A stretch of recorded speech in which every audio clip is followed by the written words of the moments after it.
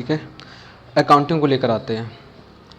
अभी इससे पहले कि हम सोशल सिक्योरिटी भी देख चुके हैं, इंडस्ट्रियल रिलेशनशिप भी देख चुके हैं और लेबर लॉज भी देख चुके हैं। अगर आपने नहीं देखा है तो प्लीज़ आप वो वीडियोज़ भी देख लें, ठीक है। क्योंकि देखो कोई भी चीज़ छोड़ी नहीं है अगर EPFO का एग्ज़ाम निकालना है तो, ठीक है। तो देखो हमारे पढ़ाने का तरीका ये है, जैसे कि पहले हम फैक्ट देखेंगे, उसके बाद क्वेश्चन देखेंगे, क्वेश्चन के आंसर नहीं देखेंगे, क्वेश्चन को देखेंगे। जब इस चीज़ को हम देखेंगे उसके बाद हम थ्योरी पढ़ेंगे, जैसे कि हमको कम से कम हमको पढ़ना क्या है और किस चीज़ पर ज़्यादा ध्यान देना है, ठीक है। जिन चीज़ों पर ज़्यादा फोकस रखना है, छोड़ना तो कुछ भी नहीं, लेकिन कुछ चीज़ें और ऐसी होती हैं जिसको हम अपने आप ही जिनको फोकस में रखना ही होता है, ठीक है। उन चीज़ों को छोड़ेंगे नहीं, ठीक है। तो लेखांकन यानी कि अकाउंटिंग। अब इसको सबसे पहले फैक्ट्स पर आते हैं।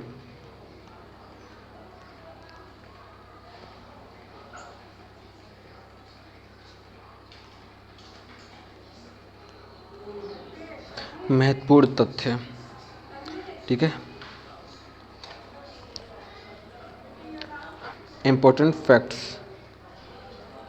देखो आधुनिक पुस्तपालन, ठीक है। आधुनिक पुस्तपालन यानी मॉडर्न बुक कीपिंग। क्वेश्चन आता था तो बुक कीपिंग से रिलेटेड काफ़ी क्वेश्चन बन सकते हैं, बुक कीपिंग क्या होती है, लेकिन हमें को देखना है, ठीक है। बुक कीपिंग को हिंदी में पुस्तपालन कहते हैं, के जन्मदाता प्रसिद्ध गणितज्ञ एवं दर्शन शास्त्री लूका पेसियोली को माना जाता है।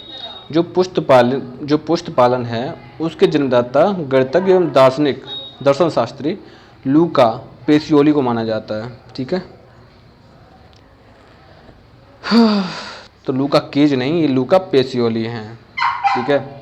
तो आपको ये चीज़ ध्यान रखनी होगी, पुस्तपालन का नाम जहाँ भी आएगा वहाँ पर लूका पेसियोली का नाम लिखा जाएगा। जो ये है मॉडर्न बुक कीपिंग के जन्मदाता। दी कंप्यूटरिस्ट स्क्रिप्चर, दी कंप्यूटरिस्ट स्क्रिप्ट्स है स्क्रिप्टरिस पुस्तपालन की पहली पुस्तक है, ठीक है। दी कंप्यूटरी सेट स्क्रिप्चरिस, ठीक है, जिसे वेनिस यानी इटली से 1494 में लूका पेसियोली द्वारा प्रकाशित किया गया था। लूका पेसियोली की पुस्तक का नाम क्या है? द कंप्यूटर रिसेट, इसको बोलते हैं द कंप्यूटर रिसेट स्क्रिप्चरिस, ठीक है। आप कहने में नहीं आ पा रहा है, लेकिन आप थोड़ा सा ध्यान रख लें, ठीक है। तो इनकी ये पहली पुस्तक थी। उन्होंने कहाँ से पेश की थी? उन्होंने की थी वेनिस यानी इटली से। कब की थी? 1494 में। स्मिथ और एसवर्न के अनुसार लेखांकन आर्थिक क्रियाओं के परिणामों को संप्रेषित करने का एक साधन है, ठीक है। स्मिथ और एसवर्न के अनुसार लेखांकन आर्थिक क्रियाओं के परिणामों को संप्रेषित करने का एक साधन है, ठीक है। बजट उपविधि, बजट सब सिस्टम में वित्तीय वर्ष में बजट से वर्तमान आंकड़ों की तुलना तथा भावी वर्ष का बजट सम्मिलित होता है, ठीक है। जो बजट है वो संविधान का शब्द नहीं है, ठीक है, पहली बात। दूसरी बात यह है कि बजट सब सिस्टम के वित्तीय वर्ष का बजट यानी कि जो एक साल में होने वाला जो बजट है वो वित्तीय वर्ष में वर्तमान के आंकड़ों की तुलना और भावी वर्ष का बजट सम्मिलित होता है। मतलब आज प्रेजेंट टाइम की बात की जाती है और आने वाले फ्यूचर की भी बात की जाती है, जो वित्तीय वर्ष इसीलिए लेके जाया जाता है कि जो हमें प्रेजेंट टाइम में हमारी व्यवस्था ऐसे चलाना है कि जब ये व्यवस्था अच्छी चलने लगे तो इससे हमें भविष्य में लाभ हो। होवार्ड और अपटन के अनुसार सामान्य रूप से चालू संपत्तियों का अप्राय उन संपत्तियों से जो व्यवसाय की सामान्य प्रक्रियाओं के द्वारा अल्पकाल या प्रायः एक वर्ष के अंतर्गत रोकड़ में परिवर्तित हो। होवार्ड और अपटन के अनुसार सामान्य रूप से चालू संपत्तियों का अप्राय उन संपत्तियों से जो व्यवसाय की सामान्य प्रक्रियाओं के द्वारा अल्पकाल प्रायः एक वर्ष के अंतर्गत रोकड़ में परिवर्तित हों। द्रष्टव्य संपत्तियां, टेंजिबल एसेट्स का भौतिक अस्तित्व होता है, जैसे भूमि हुआ, भवन हुआ आदि। भारतीय वस्तु विक्रय अधिनियम 1930 की धारा 2(8) के अनुसार भारतीय वस्तु विक्रय अधिनियम के अनुसार एक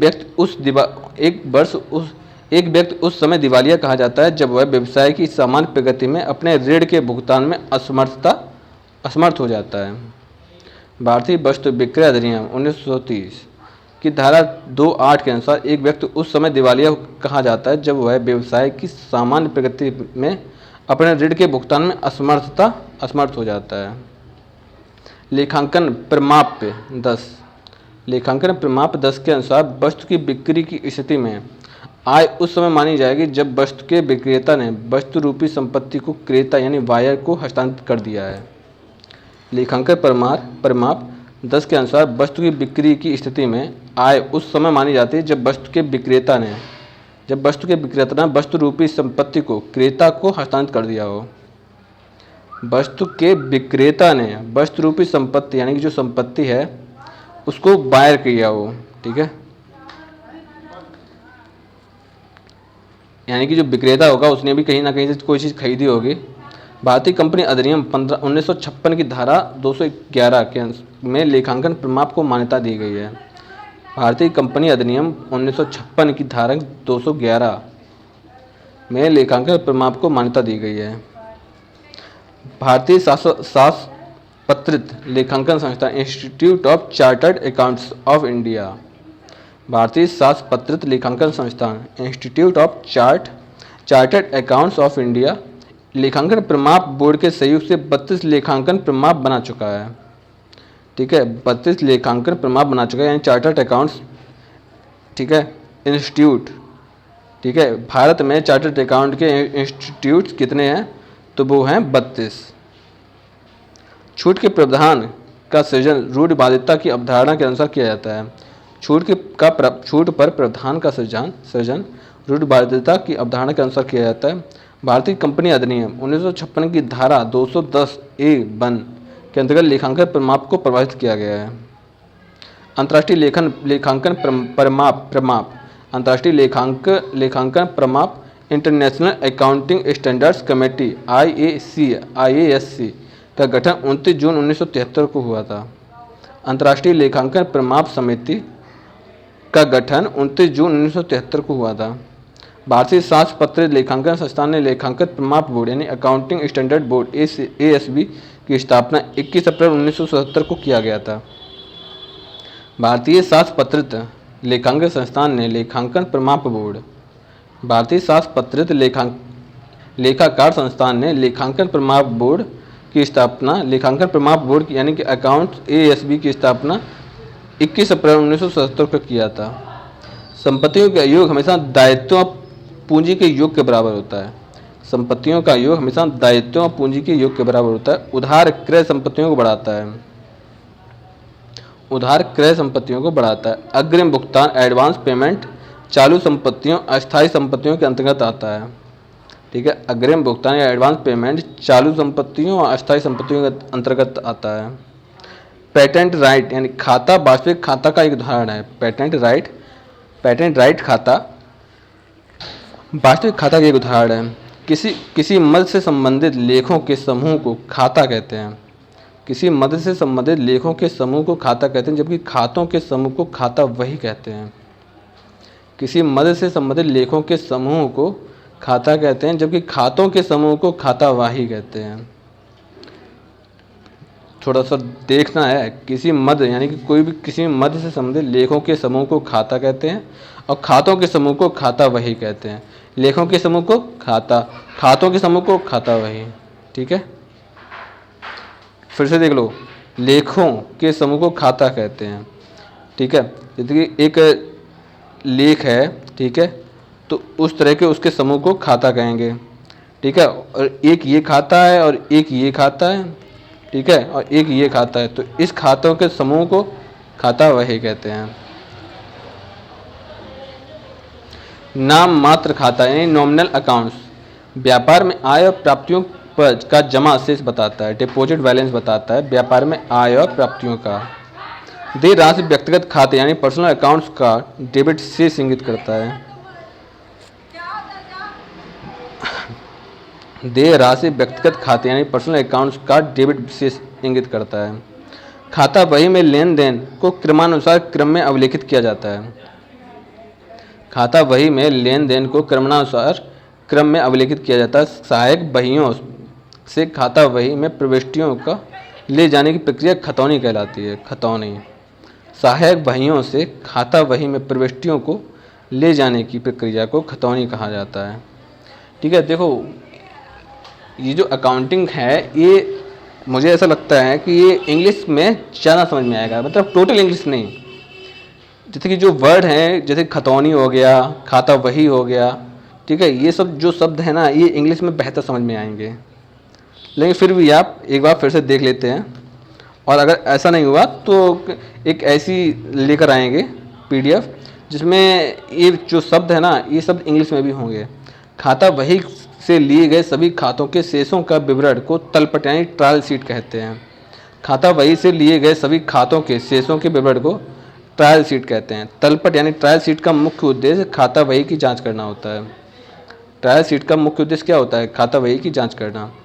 विश्वसनीयता और तुलनीयता एक लेखांकन सूचना को निर्णय में आवश्यक बनाने वाले प्राथमिक गुण है। विश्वसनीयता और तुलनीयता एक लेखांकन सूचना को निर्णय में आवश्यक बनाने का वाला प्राथमिक गुण है। सामान्यतः आगम का लेखा वस्तु की रिसीविंग के समय किया जाता है। आगम का लेखा वस्तु की रिसीविंग के समय किया जाता है। चालू व्यापार की धारणा के अनुसार व्यवसायिक इकाई अनिश्चित काल तक अस्तित्व में रहती है। जो व्यवसाय की इकाई वो अनिश्चित काल तक अस्तित्व में रहती है चालू व्यापार की धारणा के अनुसार। चालू व्यापार निरंतरता उपार्जन आधारभूत लेखांकन की अवधारणा है। लागत अवधारणा लागत मूल्य पर स्थायी संपत्तियों का अवलेखन पालन करने का विश्वास दिलाता है। लेखों का खिड़की प्रदर्शन यानी विंडो डिस्प्ले का अर्थ है निवेश को आकर्षित करने हेतु अधिक लाभ दिखाना। लेखों का खिड़की प्रदर्शन यानी विंडो डिस्प्ले का अर्थ है निवेशों को आकर्षित करने हेतु अधिक लाभ दिखाना। छूट पर प्रावधान का सृजन रूढ़िवादिता की अवधारणा के अनुसार किया जाता है। छूट का प्रावधान का सृजन रूढ़िवादिता की अवधारणा के अनुसार किया जाता है। वित्तीय विवरणों में पैसे छोड़ देना पूर्णांक में दिखाना सारता अवधारणा पर आधारित है। पैसे छोड़ देना और पूर्णांक में दिखाना। वित्तीय विवरण में पैसे को छोड़ यानी पैसे नहीं लिए और पूर्णांक में वो दिखा दे कि हाँ हमने पैसे लिए हैं, ये होता है सारता अवधारणा।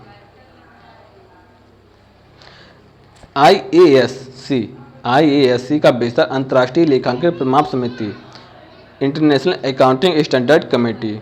भारतीय कंपनी अधिनियम 1956 की धारा 211 में लेखांकन प्रमाप को मान्यता दी गई। लेखांकन प्रमाप को मान्यता दी गई यानी कि अकाउंटिंग स्टैंडर्ड को मान्यता दी गई है।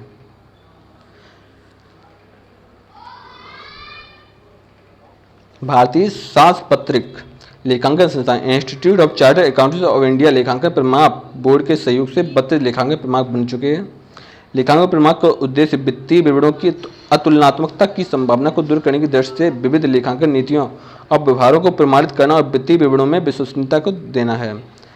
लेखांकन प्रमाप बोर्ड अकाउंटिंग स्टैंडर्ड बोर्ड की स्थापना 21 अप्रैल 1970 को की गई थी। ठीक है, 21 अप्रैल 1970 की गई थी अकाउंटिंग स्टैंडर्ड बोर्ड ASB की स्थापना। व्ययों और हानियों से पूंजी में कमी और आयों तथा लाभों में पूंजी में वृद्धि होती है। व्ययों और हानियों से पूंजी में कमी और आयों तथा लाभों से पूंजी में वृद्धि होती है। देखो सिंपल बात है, खर्च करोगे और नुकसान होगा तो पूंजी में कमी आएगी। ठीक है, इनकम ज़्यादा होगी और लाभ ज़्यादा होगा तो पूंजी में वृद्धि आएगी। पूंजी पर ब्याज से पूंजी में एक समान वृद्धि और एक समान कमी एक साथ साथ होती है। पूंजी पर ब्याज से पूंजी में एक समान वृद्धि और एक समान कमी साथ साथ होती है पूंजी पर ब्याज से। नाम मात्र खाता यानी कि नॉमिनल अकाउंट के द्वारा एक व्यवसाय में निश्चित अवधि के कुछ व्यय या हानि तथा आय और प्राप्तियों की जानकारी मिलती है। नॉमिनल अकाउंट के द्वारा रोजना मचा या रोजाना एक मौलिक बही खाता है। रोजना मचा एक मौलिक बही खाता है जिसमें व्यावसायिक लेन देन का सबसे प्रारंभिक लेखा होता है। व्यापारिक वृद्धा रोजना मचा लेखा के लिए नहीं किया जाता है। व्यावसायिक वृद्धा रोजना मचा लेखा के लिए नहीं किया जाता है। व्यक्तिगत खाता का संबंध ग्राहकों और लेनदारों से होता है।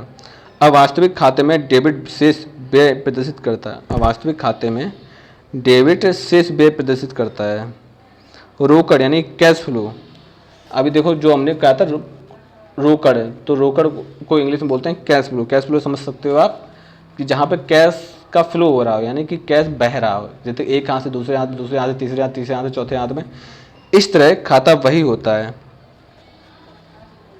कैश फ्लो खाता वही होता है। तलपट यानी ट्रायल शीट अंगगणितीय शुद्धता सृजित करता है। जैसे कि ऐसा हुआ है ट्रायल शीट, जैसे कि यहाँ पर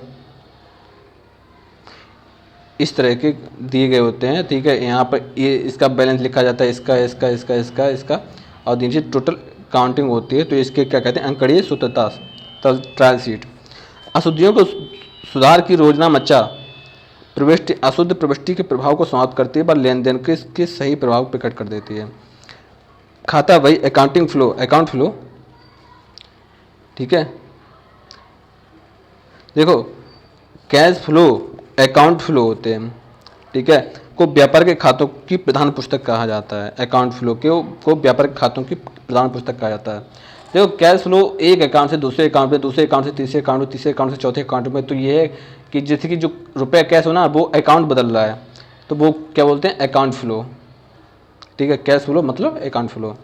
लेखांकन जानकारी प्रदान करता है, लेखांकन जानकारी प्रदान करता है। हम प्रबंधकों की लागत, आय, किसी विशेष वर्ष के लिए कंपनी की कर देयता,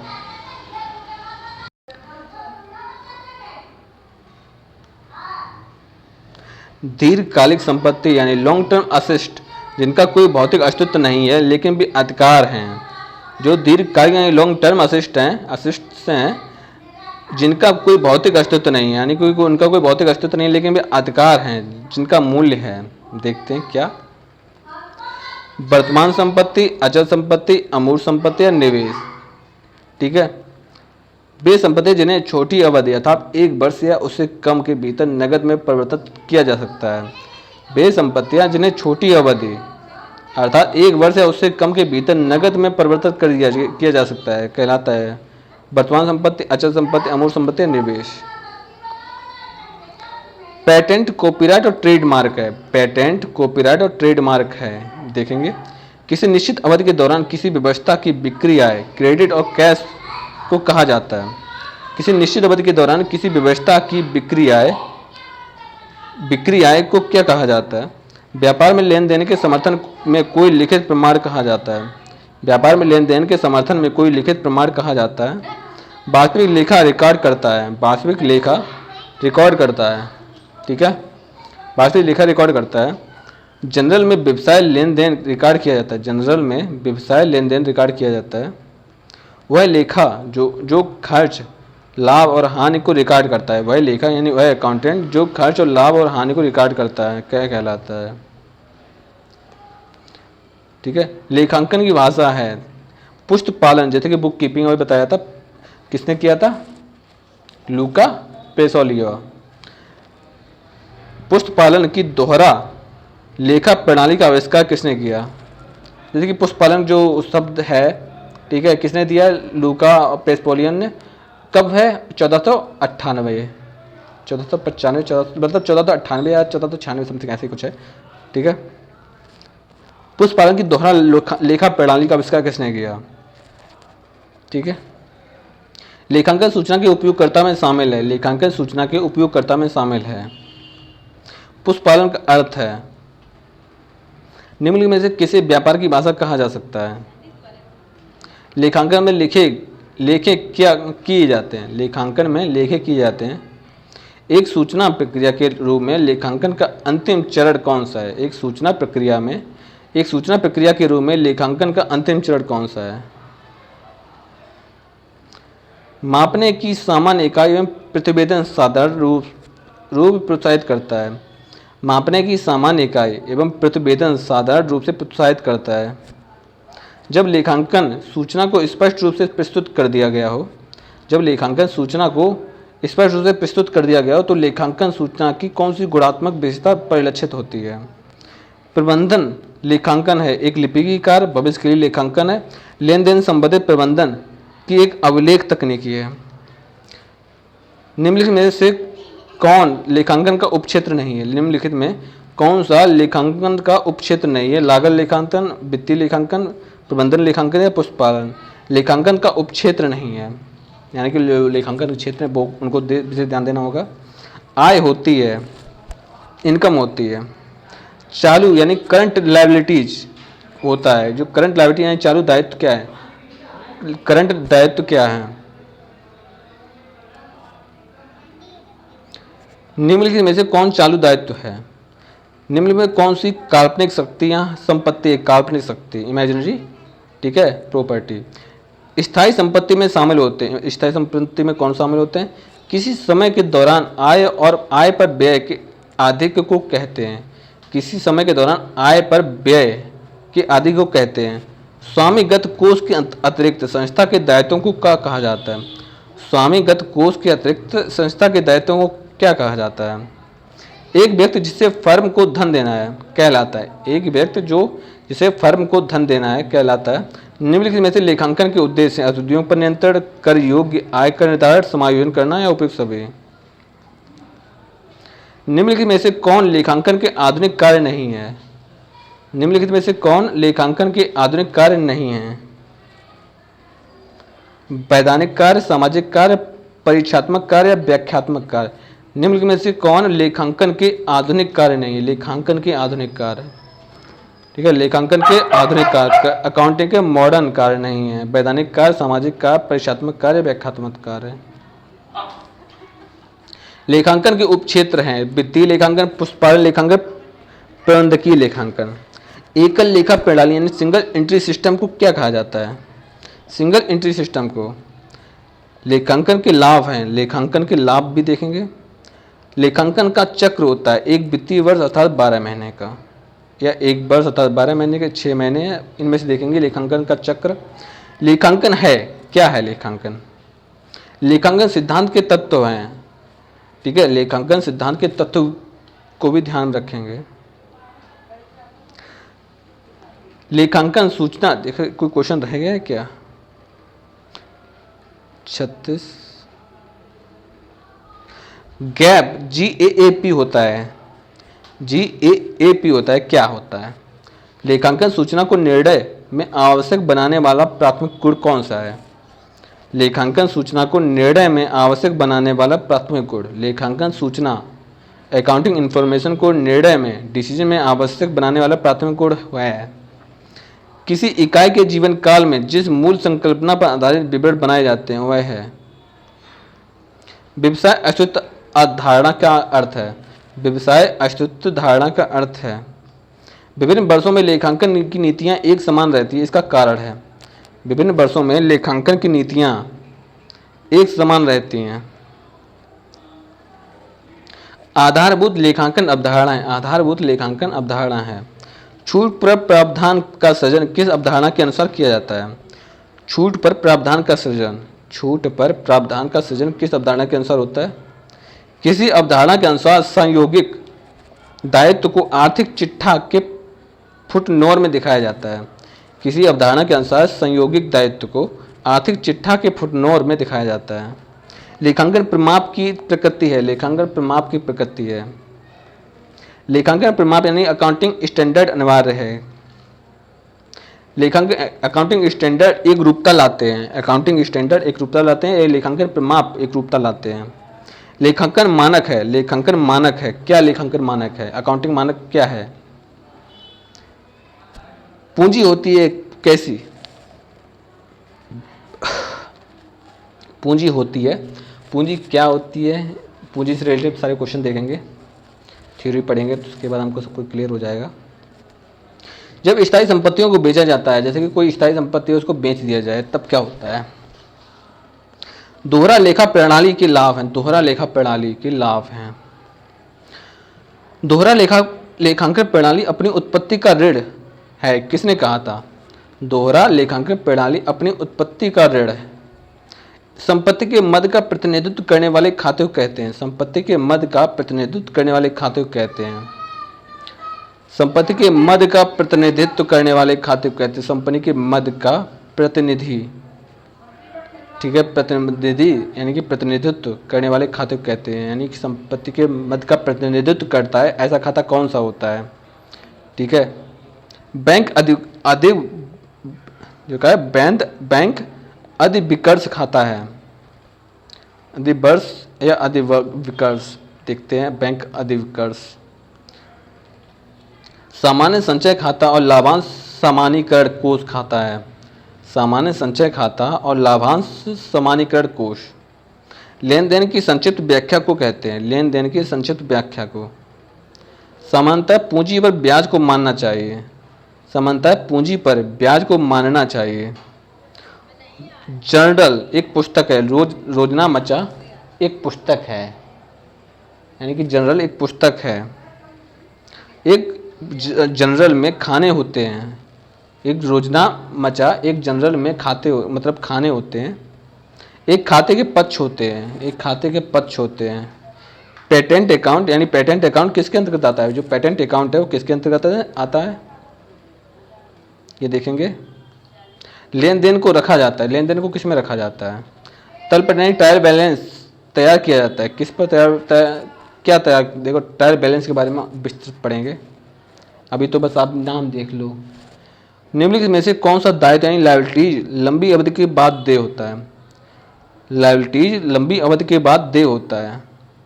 लेखों का खिड़की प्रदर्शन का अर्थ है, लेखों का खिड़की प्रदर्शन का अर्थ है।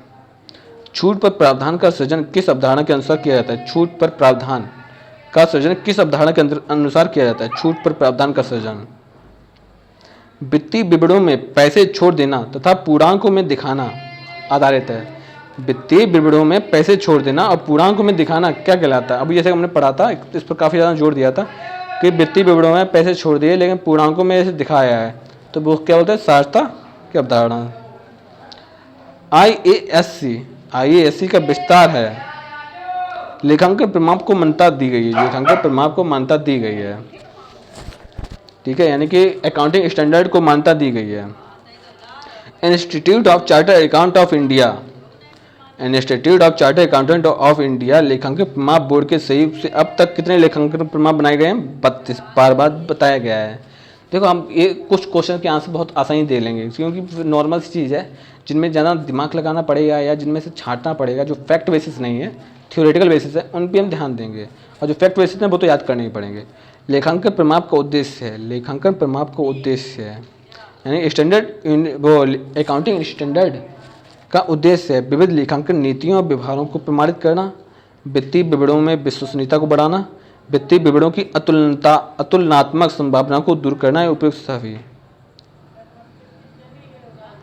72 क्वेश्चन देखेंगे कि लेखांकन प्रमाप बोर्ड की स्थापना कब हुई? लेखांकन प्रमाप बोर्ड, अकाउंटिंग स्टैंडर्ड बोर्ड की स्थापना कब हुई? ये देखेंगे, अकाउंटिंग स्टैंडर्ड बोर्ड की स्थापना। व्ययों और हानियों से पूंजी में, व्ययों और हानियों से पूंजी में क्या होती है? निश्चित अवधि के कुछ व्यय हानि या आय प्राप्तियों की जानकारी मिलती है। किससे? व्यवसायिक लेन देन का प्रारंभिक लेखा होता है, व्यवसायिक लेन देन का प्रारंभिक लेखा होता है, व्यवसायिक लेन देन का प्रारंभिक लेखा होता है। व्यापारिक बट्टा नहीं किया जाता है, व्यापारिक बट्टा मीन्स होता है छूट, व्यापार में छूट नहीं किया जाता है, ठीक है। व्यक्तिगत खाता का संबंध होता है, व्यक्तिगत यानी पर्सनल अकाउंट का संबंध किससे होता है? अब वास्तविक खाते में डेबिट प्रदर्शित करता है, अब वास्तविक खाते में डेबिट प्रदर्शित करता है क्या? अब वास्तविक खाते में यानी कि जो अनरियल अकाउंट है उसमें डेबिट कार्ड क्या प्रदर्शित करता है? रोकड़ वही होता है, रोकड़ क्या होता है? रोकड़ वही होता है क्या? जैसे कि अभी बताया था कि अकाउंट, ठीक है, देखेंगे इसकी हिंदी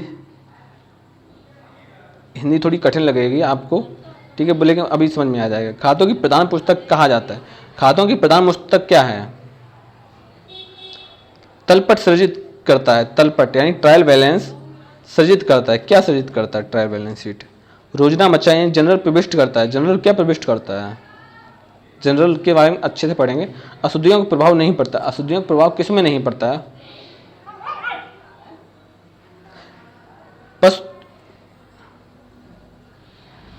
पुस्त पालन का कार्य होता है, पुस्त पालन का क्या कार्य होता है? बुक कीपिंग का क्या कार्य होता है? देखेंगे। लेकिन अकाउंट्स है क्या? अकाउंट्स क्या है? लेखांकन की प्रकृति होती है, अकाउंटिंग की प्रकृति कैसी होती है? ठीक है, लेखांकन का उपक्षेत्र यानी सब फील्ड क्या है, लेखांकन का उपक्षेत्र क्या है? लेखांकन की शाखा नहीं है। लेखांकन की कौन सी शाखा नहीं है? उपार्जन प्रणाली, एक्युरल सिस्टम में लेखा किया जाता है। एक्युरल सिस्टम में लेखा क्या है, क्या किया जाता है? ठीक है, इन सबको देखेंगे। लेखांकन के लाभ, लेखांकन के लाभ क्या है? लेखांकन प्रक्रिया होती क्या होती है? लेखांकन प्रक्रिया, लेखांकन प्रक्रिया प्रारंभ होती है, कहाँ से प्रारंभ होती है, किस तरह से? लेखांकन सूचकांक, सूचनाओं की गुणात्मक विशेषताएं हैं। लेखांकन सूचना की गुणात्मक विशेषताएं यानी कि लेखांकन सूचना यानी कि जो अकाउंटिंग इन्फॉर्मेशन की क्वालिटीज क्या क्या है? व्यापार का स्वामी यानी प्रोपरिएटर, प्रोपरिएटर ऑफ द फर्म होता है, क्या होता है व्यापार का स्वामी? पूंजीगत प्राप्ति यानी कैपिटल रेसिप्ट्स क्या होती हैं, क्या होती हैं कैपिटल रेसिप्ट्स? पूंजीगत प्राप्तियां पूंजीगत व्यय के अंतर्गत नहीं आते। पूंजीगत व्यय के अंतर्गत क्या नहीं आते हैं? पूंजीगत व्यय से बढ़ती है, पूंजीगत व्यय से क्या बढ़ती है? देय राशि यानी पेबल्स होती हैं। देय राशियां क्या होती हैं? भारतीय वस्तु विक्रय अधिनियम कब पारित हुआ? तो भारतीय वस्तु विनिमय अधिनियम कब पारित हुआ था, देखेंगे। दिवालिया, इंसॉल्वेंट का उल्लेख कीजिए। इंसॉल्वेंट क्या होता है? दिवालिया क्या होता है? दिवालिया सिंपल बात है, जिसका कुछ ना बचे, जो पूरी तरह बर्बाद हो चुका हो, घर बिक रहा हो, गाड़ी बिक रही हो, सब कुछ बिक रहा हो, उसको बोलेंगे इंसॉल्वेंट यानी दिवालिया। तो दिवालिया का उल्लेख है किस में है? तो टोटल 100 क्वेश्चन देखेंगे हमने। आपने जो भी क्वेश्चन, इनके आंसर बहुत कम बताए ही नहीं है, बस हमने आपको एक प्रारूप दिया है कि क्वेश्चन इस तरह से पूछे जाएंगे और इस तरह से क्वेश्चन हैं, तो कृपया करके दिमाग को खोल लें। अब आते हैं थ्योरेटिकल पार्ट पर, और इसके बाद लास्ट में फिर सॉल्व करेंगे इन सारे क्वेश्चंस को।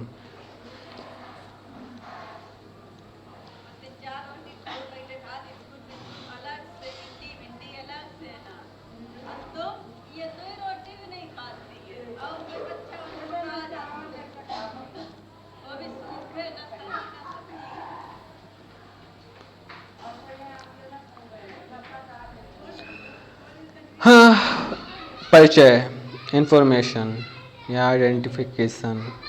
आधुनिक व्यवसाय का आकार विस्तृत होने के कारण, आधुनिक व्यवसाय का आकार विस्तृत होने के कारण इसमें अनेक लेन देन होते हैं, जिसे याद रख पाना जटिल कार्य है। अतः इन लेन देनों के क्रमबद्ध अवलेख यानी रिकॉर्ड रखे जाते हैं। उनके क्रमबद्ध ज्ञान व प्रयोग कला को ही लेखा शास्त्र कहते हैं तथा इसके व्यवहारिक रूप को लेखांकन कहा जाता है।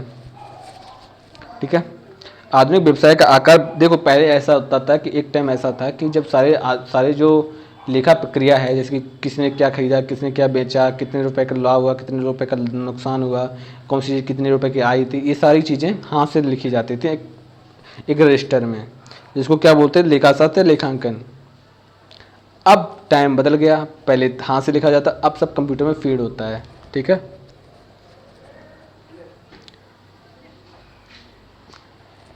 तो लेखांकन को क्या कहा जाता है? व्यवहारिक रूप को लेखांकन कहा जाता है।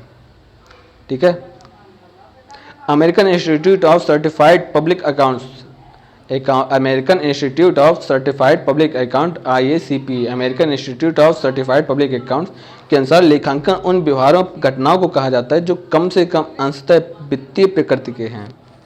मुद्रा के रूप में प्रभावपूर्ण तरीके से लिखने, वर्गीकृत करने और सारांश निकालने एवं उनके परिणाम की व्याख्या करने की कला है। ठीक है, तो जो अमेरिकन है AICPA, American institute of certified public accounts, इनके अनुसार लेखांकन उन व्यवहारों और घटनाओं को कहा जाता है, उन व्यवहारों और घटनाओं को कहा जाता है जो कम से कम अंशतः वित्तीय प्रकृति के होते हैं। मुद्रा के रूप में प्रभावपूर्ण तरीके से लिखने, वर्गीकृत करने, सारांश निकालने एवं उनके परिणामों की व्याख्या करने की कला है। क्या है? एक कला है, किसकी? व्यवहारों और घटनाओं को लिखने और वर्गीकृत करने और सारांश निकालने एवं उनके परिणाम। ये आप राइट कर सकते हो, डिवाइड कर सकते हो, सारांश निकाल सकते हो और रिजल्ट निकाल सकते हो। इन सब की व्याख्या करने के लिए अकाउंटिंग में सहायता कर सकते हैं, अकाउंट कर सकता है। लेखांकन का अर्थ देखते हैं, मीनिंग ऑफ अकाउंटिंग। लेखांकन एक व्यावसायिक भाषा है। ठीक है, लेखांकन एक व्यावसायिक भाषा है जिसे बिजनेस लैंग्वेज कहते हैं। जैसे कि हर चीज़ की एक लैंग्वेज होती है। ठीक है। अगर आप नॉर्मल लैंग्वेज में आप वित्तीय सारी चीज़ें लिखोगे तो आप कहीं ना कहीं गलती कर दोगे। तो बिजनेस को हमेशा बिजनेस तौर पर देखा जाना चाहिए और उसकी भाषा भी अलग होती है, ठीक है। तो लेखांकन की भाषा क्या है? व्यावसायिक भाषा है, यानी बिजनेस लैंग्वेज है, जिसका तात्पर्य मौद्रिक लेन देन का लेखा करना है, वर्गीकृत करना है, निष्कर्ष निकालना है यानी कंक्लूजन निकालना और बिजनेस एनालिसिस करना है, और निर्वाचन यानी इलेक्शन करना है, तथा आर्थिक घटनाओं को संख्यात्मक रूप देकर इन घटनाओं के आधार पर परिणाम की गणना करना है। अब देखो यार, सिंपल सी बात इतनी सी है कि अकाउंटिंग में क्या किया जाता है। अकाउंटिंग में जिसकी हमको कोई चीज़ खराब, कोई भी चीज़ बिकी नहीं, तो हम जैसे कि हम 10 प्रोडक्ट लेकर आए थे और 10 के 10 प्रोडक्ट 10 लेकर आए थे, ठीक है। 10 उत्पाद हमने खरीदे, 10 वस्तुएं खरीदी और 10 वस्तुएं सभी 10 वस्तुएं खरीदी, तो टोटल वस्तुएं कितनी थी? 100, ठीक है। टोटल वस्तुएं 100 थी। अब 100 वस्तुओं को हमने ऐसा किया कि ऐसा है कि कुछ जो वस्तु थे जो 10 के 10 बिक गए, कुछ ऐसे थे कि जो 10 में से 5 बिके, कुछ में से 10 2 बिके और कुछ में से एक भी बिका नहीं, ठीक है। तो इन सब का क्या है? इन सब का एक ब्यौरा दिया कि ये वस्तु इतनी कीमत पर थी, तो हमने लिख दिया, ठीक है, कि ये वस्तु यानी कि 10 थी, 10 में से इतनी बिक गई हैं और इसके रुपए इतने पेमेंट, ठीक है। इस तरह से चला, ठीक है। लास्ट में हमको प्रॉफिट या लॉस हुआ। अब हमने क्या है कि हमने यहाँ पर जितने की चीज़ हम लेकर आए, हमने इन 10 वस्तुओं पर कितने रुपए खर्च किए, यहाँ पर किस इतने में हमने कितनी वस्तु कितने रुपए प्राप्त किए, ठीक है। कंपेरिजन किया, हमको लाभ हुआ या हानि हुआ, ठीक है। फिर हमने नोटिस किया कि यार 10 वस्तु लेकर आए थे ना, वे तो बिकी नहीं, लेकिन हमसे तो रुपया गया ना पूरा। अगर वो बिकेंगी नहीं तो एक्सपायर हो जाएंगी, और एक्सपायर हो गए तो कोई लेगा नहीं, ठीक है। तो हमें फिर जब हम दोबारा से दूसरे दिन जब हम प्रोडक्ट मंगवाएंगे तो उस चीज़ को हम छोड़ देंगे कि जब भाई जिस चीज़ पर हमें लाभ, जब जो चीज़ बिकी नहीं रही है वो चीज़ हम क्यों लेकर आएंगे। सिंपल बात है, हम उस चीज़ को लेकर आएंगे। अब जो चीज़ 10 की 10 बिक गई थी, तो हमने इस जगह की जगह पर हम ये 10 चीज़ें अभी 10 मंगवाई थी, कल 20 मंगवा दी, ठीक है। तो ये सब चीज़ें क्या है? हम इलेक्शन करते हैं, हम निर्वाचन करते हैं, हम विश्लेषण भी करते हैं, हम निष्कर्ष भी निकालते हैं और हम डिवाइड भी करते हैं, ठीक है। तो ये क्या है? व्यावसायिक लैंग्वेज है ना, व्यावसायिक भाषा है ना। किसमें है ये सब? क्या है ये सब? अकाउंटिंग के थ्रू ही है, यही है लेखांकन। तथा आर्थिक घटनाओं को संख्यात्मक रूप देकर, जो हमने इन घटनाओं को संख्यात्मक रूप दिया ना, ठीक है, संख्या रूप देकर घटना को परिणाम की गणना करते हैं। हम देखो परिणाम की गणना की, लाभ हुआ या हानि हुआ, ये सब लेखांकन के अंतर्गत आते हैं। ये किसने कहा? ये लेखांकन का अर्थ है, किसने कहा है? लेखांकन का सैद्धांतिक पक्ष कला और व्यवहारिक पक्ष विज्ञान है। यह एक कला और विज्ञान दोनों है। लेखांकन का सैद्धांतिक पक्ष की बात की गई है। कला और व्यवहारिक पक्ष विज्ञान है। सैद्धांतिक पक्ष कला है, व्यवहारिक पक्ष विज्ञान है। अतः ये कला एवं विज्ञान दोनों है लेखांकन के सुव्यवस्थित ज्ञान को लेखाकर्म यानी अकाउंटिंग वर्क कहा जाता है। लेखांकन के सुव्यवस्थित ज्ञान को लेखाकर्म अकाउंटिंग वर्क कहा जाता है। लेखाकर्म तथ्य की जानकारी, लेखों की बहियों, ठीक है, सूचनाओं का संक्षिप्त संप्रेषण करने में योगदान करता है। बहियों मतलब फ्लो, ठीक है, फ्लो यानी कि फिर से देख लो, लेखांकन का सुव्यवस्थित ज्ञान को लेखाकर्म कहा जाता है, यानी कि अकाउंटिंग वर्क कहा जाता है। अकाउंटिंग वर्क तथ्य की जानकारी, लेखों की फ्लोज और इन्फॉर्मेशन का संक्षिप्त संप्रेषण करने में योगदान करता है, ठीक है। लेखांकन की परिभाषा देखते हैं। बियरमैन और डार्विन ने क्या इसकी परिभाषा दी है? तो इनके अनुसार लेखांकन का अर्थ वित्तीय सूचनाओं की पहचान करना, आय यानी इनकम, लेखा और संप्रेषण करना है। लेखांकन का अर्थ वित्तीय सूचनाओं की पहचान, आय, लेखा और संप्रेषण है। R.N. एंथोनी के अनुसार लेखा विधि पद्धति व्यवसाय संबंधित सूचनाओं को मौद्रिक रूप में एकत्रित करने, सारांश बनाने, विश्लेषण करने और जानकारी देने का साधन है। अतः सामान्य चलन में लेखांकन 2 शब्दों से मिलकर बना है, लेख और अंकन। लेख का तात्पर्य होता है लिखने से और अंकन का तात्पर्य होता है अंकों से, यानी कि अंकों को लिखना। किसी घटनाक्रम की अंकों में लिखे जाने का लेखांकन कहते हैं। किसी घटनाक्रम की अंकों में लिखे जाने को लेखांकन कहते हैं। नोट, यहाँ घटना का अर्थ उन समस्त क्रियाओं से होता है जिसमें रुपए का आदान प्रदान होता है। यहाँ घटना का अर्थ उन समस्त क्रियाओं से होता है जिसमें रुपए का आदान प्रदान होता है। कोहलर के अनुसार लेखांकन के अंतर्गत लेखांकन की सभी सिद्धांत और व्यवहार के में सम्मिलित होते हैं। जैसे कि ये जो थे सोशोलॉजी का मतलब एक ठीक है, सोशोलॉजी संबंधित थे, यानी को बोल सकते हो साइकोलॉजिकल थे, और ये व्यवहार बाद में व्यवहार रखते थे। ठीक है, तो लेखांकन के अंतर्गत लेखांकन के सभी सिद्धांत और व्यवहार के सम्मिलित किया जाता है। लेखांकन के सभी पक्षों में लेखाकर्म के अंतर्गत लेखांकन की प्रकृति देखते हैं। नेचर ऑफ अकाउंटिंग, लेखांकन की प्रकृति। लेखांकन एक पेशा है, लेखांकन एक नीति निर्धारक शक्ति है, लेखांकन एक भौतिक विषय है, लेखांकन एक सामाजिक शक्ति है। लेखांकन की प्रति देखते हैं। लेखांकन एक पेशा है, बिल्कुल एक व्यवसाय, एक शॉप या पेशा जो भी वर्क है लेखांकन एक नीति निर्धारक शक्ति है। लेखांकन एक नीति बनाते हैं, एक रणनीति बनाते हैं लेखांकन से। लेखांकन एक बौद्धिक विषय है, बिल्कुल आप नीति तभी बना सकते हो जो आपके अंदर ब्रेन होगा। लेखांकन एक सामाजिक शक्ति है, आप अकाउंटिंग करेंगे किस हिसाब से, समाज को देखकर, समाज में किस चीज़ों की ज़्यादा प्रोडक्ट बिक रहे हैं, ये सब चीज़ें। अब जो खरीदेगा नहीं वो क्यों लेकर आओगे, जो खरीद रहा है यानी समाज इसको एक्सेप्ट कर रहा है ना, वो उन चीज़ों का आप ज़्यादा लेकर आओगे। लेखांकन की प्रकृति निम्नलिखित है। लेखांकन एक पेशा है, अकाउंटिंग अ प्रोफेशन। आधुनिक समय में व्यवसाय के विस्तार होने के कारण लेखांकन एक पेशा यानी प्रोफेशन का रूप धारण कर चुका है। ऐसा व्यक्ति जिसे लेखांकन का ज्ञान प्राप्त होता है उसे लेखपाल या चार्टर्ड अकाउंट कहते हैं। ठीक है, लेखपाल और चार्टर्ड अकाउंट दोनों लगभग सेम होते हैं, क्योंकि ये भी लेखा जोखा रखते हैं और चार्टर्ड अकाउंट भी लेखा जोखा रखते हैं। लेकिन ये लेखपाल किसी जमीन भूभाग का लेखा जोखा रखते हैं और चार्टर्ड अकाउंट किसी व्यवसाय का लेखा जोखा रखते हैं। ठीक है, तो आधुनिक समय में व्यवसाय के विस्तार होने के कारण लेखांकन एक पेशा यानी प्रोफेशन बन गया है, और ऐसा व्यक्ति जिसे लेखांकन का ज्ञान होता है उसे लेखपाल या चार्टर्ड अकाउंट कहते हैं।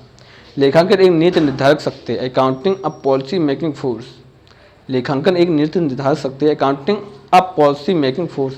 नीति निर्धारक में लेखांकन का बहुमूल्य योगदान है, जैसे मूल्य निर्धारण, मूल्य नियंत्रण, व्यापार नीति, क्रय विक्रय नीति, निवेश नीति आदि। हमको कितना मूल्य निर्धारण करना है, हमको मूल्य नियंत्रण करना है, व्यापार नीति कैसी होनी चाहिए, क्रय विक्रय नीति कैसी होनी चाहिए, और निवेश नीति हमको कितना रुपया लगाना चाहिए। ये सब क्या है, एक लेखांकन एक नीति निर्धारक शक्ति है, accounting a policy making force. लेखांकन एक भौतिक विषय है, अकाउंटिंग एन इंटेलेक्चुअल सब्जेक्ट। लेखांकन का विशिष्ट ज्ञान का स्वरूप बौद्धिक होता है, जैसे सैद्धांतिक अध्ययन तथा व्यवहारिक ज्ञान के द्वारा सीखकर उसमें विशिष्टता प्राप्त की जाती है।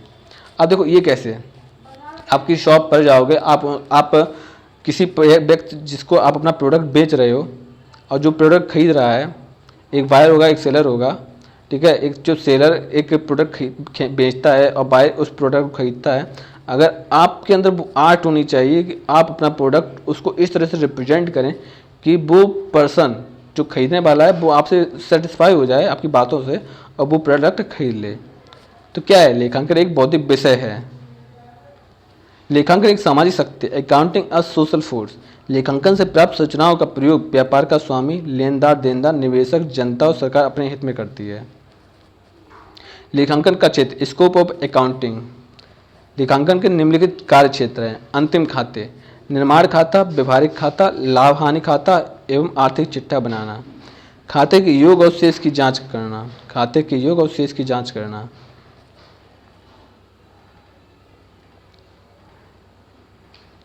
परियोजनाओं यानी एडजस्टमेंट को लिखना, पुस्त पालन यानी बुक कीपिंग की प्रविष्टियों की जांच करना। ठीक है, भूल सुधार के लेखे करना, अंतिम खातों का विश्लेषण कर उनके आधार पर निष्कर्ष निकालना, अंतिम खातों का विश्लेषण कर उनके आधार पर निष्कर्ष निकालना। लेखांकन के उद्देश्य देखते हैं, objectives of accounting. Objectives of accounting यानी लेखांकन के निम्नलिखित उद्देश्य हैं।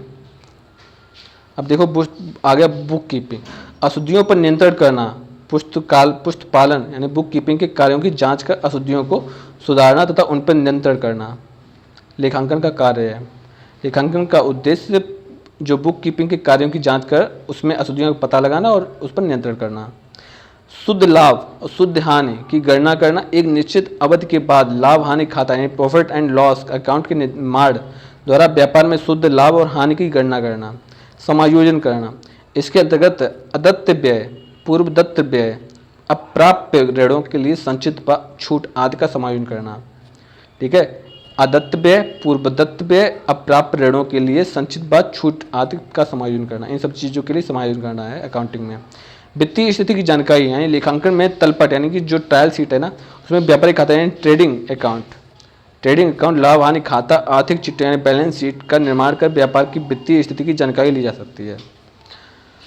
देखो, अकाउंटिंग से हम वही है वित्तीय जो हमको लाभ हो रहा है हानि हो रहा है, ये सब आप जब अकाउंटिंग करोगे ना, तो बाद में जो उसका रिजल्ट आएगा ना, उससे आप पता लग जाएगा कि हमने इतना रुपया लगाया तो इतना प्राप्त हुआ। ये सब जानकारी क्या होगी, वित्तीय स्थिति जानकारी प्राप्त होगी ना।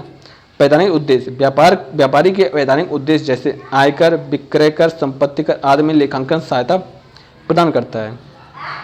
व्यापारिक के वैधानिक उद्देश्य जैसे आयकर, विक्रय कर, संपत्ति कर, ठीक है, आदि में लेखांकन सहायता प्रदान करता है।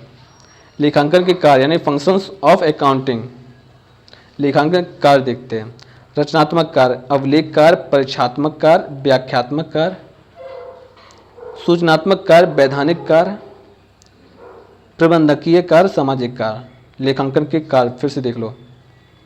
रचनात्मक कार्य, बिल्कुल, अवलेख कार्य, परीक्षात्मक कार्य, व्याख्यात्मक कार्य, सूचनात्मक कार्य, वैधानिक कार्य, प्रबंधकीय कार्य और सामाजिक कार्य लेखांकन के कार्य हैं।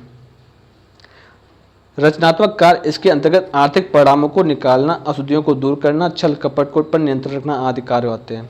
रचनात्मक कार्य, इसके अंतर्गत आर्थिक परिणामों को निकालना, अशुद्धियों को दूर करना, छल कपट पर नियंत्रण रखना आदि कार्य आते हैं। अवलेख कार्य, इसके अंतर्गत तलपट यानी कि ट्रायल शीट, निर्माण खाता, ठीक है, व्यापारिक खाता, ट्रेडिंग अकाउंट, लाभ हानि खाता, प्रॉफिट लॉस अकाउंट, आर्थिक चिट्ठा, इकोनॉमिकल, ठीक है, का निर्माण करना होता है। परीक्षात्मक कार्य, लेखों और खातों की जांच करना तथा वित्तीय विवरण यानी फाइनेंशियल स्टेटमेंट्स की जांच करना परीक्षात्मक कार्य के अंतर्गत आते हैं। ठीक है, व्याख्यात्मक कार्य देखते हैं। इसके अंतर्गत वित्तीय विवरण तथा आर्थिक प्रतिवेदनों को तैयार किया जाता है। व्याख्यात्मक कार्य, इसके अंतर्गत वित्तीय विवरण तथा आर्थिक प्रतिवेदनों को तैयार किया जाता है। सूचनात्मक कार्य, आर्थिक परिणामों का विवरण। सूचनात्मक कार्य, आर्थिक परिणामों का विवरण। आर्थिक चिट्ठा विवरण के आधार पर आर्थिक सूचनाएं देने का कार्य लेखांकन करता है। आर्थिक चिट्ठा विवरण के आधार पर आर्थिक सूचनाएं देने का कार्य लेखांकन करता है। वैधानिक कार्य देखते हैं। वैधानिक कार्य के अंतर्गत व्यापारिक अधिनियमों के अनुसार वैधानिक खातों का निर्माण करना, करों का निर्धारण हेतु आयकर रिटर्न, बिक्री कर रिटर्न आदि का विवरण बनाया जाता है। प्रबंधकीय कार्य, इसके अंतर्गत प्रबंधन की आवश्यकताओं के अनुरूप आवश्यक सूचनाएं और आर्थिक विवरण बनाए जाते हैं। सामाजिक कार्य देखते हैं। देश और समाज के लिए व्यापार की वित्तीय स्थिति के विषय में आर्थिक सूचनाओं का निर्माण किया जाता है। सामाजिक कार्य, देश और समाज के लिए व्यापार की वित्तीय स्थिति के विषय में आर्थिक सूचनाओं का निर्माण किया जाता है। अब आते हैं लेखांकन के प्रकार, टाइप्स ऑफ अकाउंटिंग। देखो, लेखांकन के प्रकार कौन कौन से हैं, ये इंपॉर्टेंट है। लागत लेखांकन, कर लेखांकन, सरकारी लेखांकन, प्रबंधकीय लेखांकन, वित्तीय लेखांकन, प्रमाणिक लेखांकन, सामाजिक लेखांकन, मानवीय संसाधन लेखांकन। देखो, लेखांकन के कार्य, देखो, लेखांकन अकाउंटिंग में कितनी लागत लगी, कितना टैक्स दिया, सरकारी लेखांकन कितना है, मैनेजमेंट पर कितना खर्च हुआ, वित्तीय लेखांकन क्या है, प्रमाणिक रिजल्ट क्या हुआ, सामाजिक लेखांकन कितना मिला, कितना दिया, मानवीय संसाधन लेखांकन कितना है। लागत लेखांकन, कॉस्ट अकाउंटिंग, इसके अंतर्गत वस्तु की इकाई लागत तथा कुल लागत, वस्तु की इकाई लागत और कुल लागत, प्रमाणित लागत, वास्तविक लागत, भविष्यकालीन उत्पादन लागत आदि निकाला जाता है तथा इसके आधार पर अनावश्यक लागतों पर नियंत्रण रखा जाता है। टैक्स अकाउंटिंग, इसके अनुसार व्यापार पर आयकर, बिक्री कर, उत्पादन कर, धन कर, संपत्ति कर आदि लगते हैं। इन करों के आधार पर रखे जाने वाले लेखांकन को कर लेखांकन कहते हैं। सरकारी लेखांकन यानी गवर्नमेंट अकाउंटिंग, केंद्र सरकार, राज्य सरकार और स्थानीय निकायों के दूर रखे जाने वाले लेखांकन को सरकारी लेखांकन कहते हैं। केंद्र सरकार, राज्य सरकार और स्थानीय निकायों के द्वारा रखे जाने वाले लेखांकन को सरकारी लेखांकन कहते हैं। प्रबंधकीय लेखांकन मैनेजमेंट अकाउंटिंग प्रबंधकों के नीति निर्धारण संबंधी सूचनाएं, रोकड़ प्रवाह यानी कैश फ्लो, अनुपातिक विश्लेषण, रेशियो एनालिसिस, कोष प्रवाह विवरण प्रबंधकीय लेखांकन के अंतर्गत आते हैं। वित्तीय लेखांकन यानी फाइनेंशियल अकाउंटिंग देखते हैं। इसके अंतर्गत रोजचा यानी जनरल्स, तलपट, ट्रायल शीट, व्यापारिक खाता, trading account, profit loss account, आर्थिक चिट्ठे का निर्माण करता है वित्तीय लेखांकन। परिमाणिक लेखांकन क्वांटिटेटिव अकाउंटिंग, इसके अंतर्गत वस्तुओं के क्रय विक्रय और कच्चा माल आदि संबंधित संख्यात्मक विवरण बनाए जाते हैं और इस आधार पर अनुमानित तब वास्तविक उपलब्धियों की तुलना की जाती है। सामाजिक लेखांकन सोशल अकाउंटिंग, इसके अंतर्गत राष्ट्रीय आय, उत्पादन लेखा, कोष प्रवाह खाते और साधन उत्पत्ति खाते आते हैं। मानवीय संसाधन लेखांकन ह्यूमन रिसोर्स अकाउंटिंग, पूंजी के निर्माण में मानव का सबसे बड़ा योगदान होता है तथा इससे संबंधित मूल्यों और लागत से संबंधित लेखों को मानवीय संसाधन लेखांकन कहते हैं। लेखांकन की प्रणाली देखते हैं। लेखांकन की प्रणाली व्यापारिक एवं या उपार्जन प्रणाली, इकरा लेखा प्रणाली, दोहरा लेखा प्रणाली, नगद प्रणाली, भारतीय प्रणाली। व्यापारिक या उपार्जन प्रणाली, इस प्रणाली में एक वित्तीय अवधि की समस्त नगद प्राप्तियों और नगद भुगतानों का लेखा करने के साथ साथ प्राप्त तथा अदत्त व्ययों का लेखा किया जाता है। इस प्रणाली में एक वित्तीय अवधि की समस्त नगद प्राप्तियों और नगद भुगतानों का लेखा करने के साथ साथ प्राप्त और अदत्त व्ययों का लेखा किया जाता है। इकरा लेखा प्रणाली सिंगल अकाउंटिंग सिस्टम, इसके अंतर्गत व्यावसायिक लेन देन दो खातों में किए जाते हैं। इसमें कुछ का एक खाते में और कुछ का लेखा नहीं किया जाता, इसलिए इसे अपूर्ण वही खातक कहते हैं। इनकम्प्लीट बुक कीपिंग सिस्टम, इकरा लेखा प्रणाली यानी सिंगल अकाउंटिंग सिस्टम, इसके अंदर व्यावसायिक लेन देन दो खातों में किए जाते हैं। इसमें कुछ एक खाते में और कुछ लेखा नहीं होता, लेखा और कुछ का लेखा ही नहीं किया जाता है, इसलिए इसे अपूर्ण यानी इनकम्प्लीट बुक कीपिंग कहते हैं। व्यापारिक उपार्जन, ठीक है। दोहरा लेखा प्रणाली डबल अकाउंटिंग सिस्टम, इसके अंतर्गत व्यवसाय का लेखा लेन देन के तरीके से किया जाता है। प्रत्येक लेन देन का एक भाग एक खाते के नाम पक्ष और दूसरे भाग दूसरे खाते के नाम पक्ष से किया जाता है। यह बड़े व्यापारिक संस्थाओं के लिए उपयुक्त है, इसलिए वाणिज्यिक प्रणाली है, ठीक है, वाणिज्यिक प्रणाली भी कहते हैं। नगद प्रणाली देखते हैं, कैश सिस्टम, इसके अंदर रोकड़ वही यानी कैश बुक पुस्तक तैयार करती है, कैश बुक पुस्तक तैयार किया जाता है जिसमें वर्ष के अंत में प्राप्त और भुगतान आय व्यय का आर्थिक चिट्ठा बैलेंस शीट बनाए जाते हैं। सामाजिक कार्य तथा जन कल्याण आदि के लिए उपयुक्त होता है। जैसे पासबुक आज के टाइम में बोलते हैं ना हम लोग, वही सब सीन है कि हमने कितना खर्च किया, ये सब उसमें लिखा आता है। भारतीय प्रणाली, इसके अंदर कच्ची और पक्की रोकड़ वही यानी कैश फ्लो, अन्य सहायक बहियाँ यानी कि ठीक है हेल्पिंग फ्लो रखी जाती है जिनमें महाजनी यानी कैथी का प्रयोग किया जाता है। यह क्षेत्र विशेष के अनुसार विभिन्न भाषाओं में लिखा जाता है। इस विधि को देसी बही खाता प्रणाली या महाजनी खाता प्रणाली कहा जाता है। लेखांकन के लाभ एडवांटेज ऑफ अकाउंटिंग, साझेदारी में सहायक लेखांकन नए साझेदार के प्रवेश, लाभ हानि समायोजन खाता यानी प्रॉफिट लॉस एडजस्टमेंट अकाउंट से बनाना, पूंजी खाता बनाना, साझेदारी में विवाद की स्थिति में खाता निर्णय करने में सहायक होती है। व्यापार का उचित निर्धारण मूल्यांकन, खातों के आधार पर व्यापार का मूल्यांकन असमान होता है। खातों के आधार पर व्यापार का मूल्यांकन असमान होता है तथा व्यापार में क्रय विक्रय के समय खाते विश्वसनीय माने जाते हैं। ऋण लेने में सहायक बैंक की संस्थाएं विनियोक्ता और ऋणदाता लेखांकन के सिद्धांत पर आधारित खातों पर विश्वास कर ऋण देते हैं। ऋण लेने में सहायक बैंक संस्थाएं विनियोक्ता ऋणदाता लेखांकन के सिद्धांत पर आधारित खातों पर विश्वास कर ऋण देते हैं। देखो सिंपल सी बात है कि अगर बाई चांस आप किसी बैंक से या किसी नियोक्ता से या किसी ऋणदाता से आप ऋण लेने के लिए गए यानी उधार लेने के लिए गए, ठीक है, तो वो पहले आपका अकाउंटिंग चेक करेंगे कि आपको कितना प्रॉफिट होता है, कितनी लॉस होता है, ठीक है। इन सब चीज़ों की जानकारी देखकर वो आपको ऋण देंगे या नहीं देंगे डिसाइड करेंगे। कर निर्धारण में सहायक आयकर विभाग और न्यायालय में वैज्ञानिक आधार पर रखे गए खातों को वैधानिक मान्यता प्राप्त होती है। आयकर विभाग और न्यायालय में वैज्ञानिक आधार पर रखे गए खातों की वैधता वैधानिक मान्यता प्राप्त होती है। तुलनात्मक अध्ययन में सहायक व्यापारी के अंत में व्यापारी अपने खातों की तुलनात्मक अध्ययन कर व्यापारिक संबंध रणनीति तय करते हैं। अशुद्धियों को शुद्ध करना, लेखांकन से खातों में त्रुटियों को दूर करने तथा उस पर नियंत्रण किया जा सकता है। लेखांकन से खातों में त्रुटियों को दूर करने तथा उस पर नियंत्रण किया जा सकता है, ठीक है। वित्तीय वर्ष 12 महीने का होता है। इसमें से ब्लर है तो हम बहुत सारी चीज़ें नहीं देख पाएंगे। लोचशीलता, सरल और स्पष्ट, निश्चित सिद्धांत, शुद्धता, मितव्यय, अनुकूल, शुद्धता की जांच या शुद्धता का प्रयोग। विश्लेषण, लेखांकन चक्र, लेन देन, विश्लेषण और विवेचन, आर्थिक चिट्ठा, लाभ हानि खाता, व्यापारिक खाता, तलपट। ठीक है, इन सब चीज़ों को देखेंगे। लेन देन ट्रांजिशन, लेखांकन चक्र। अभी क्वेश्चन आया था लेखांकन चक्र, अकाउंटिंग सर्कल। जनरल, लेन देन के रिकॉर्ड रोजना मंचा यानी जनरल्स में किया जाता है। प्रविष्टियाँ एक चालान की प्राप्ति, बिक्री की मान्यता, अन्य आर्थिक घटनाओं को पूरा होने पर आधारित होती हैं। लेन देन यानी एक संगठन उन लेन देनों को पहचान के लेखांकन चक्र प्रारंभ करता है जिसमें एक बही खाता होता है। यह एक विक्रेता की विकृति, ठीक है, भुगतान आदि हो सकता है। नेक्स्ट देखते हैं, बही खाता यानी खाता बही, लीजर। एक बार लेन देन को एक जनरल प्रविष्टि यानी एंट्री के रूप में दर्ज किया जाता है।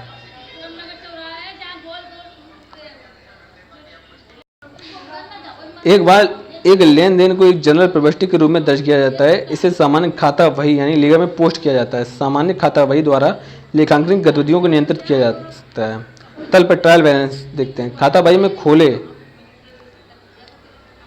में खोले गए समस्त खातों के डेबिट तथा क्रेडिट शेषों या बैलेंस में से एक सूची बनाई जाती है जिसे तलपट कहते हैं। इसका उद्देश्य अंकगणितीय शुद्धता की जांच करना है।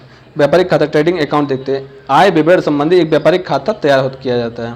लाभ हानि खाता, प्रॉफिट एंड लॉस अकाउंट। इस व्यवस्था में व्यापारिक और लाभ हानि खाता तैयार किया जाता है ताकि व्यवसाय की लेखांकन अवधि का लाभ अथवा हानि हो सके।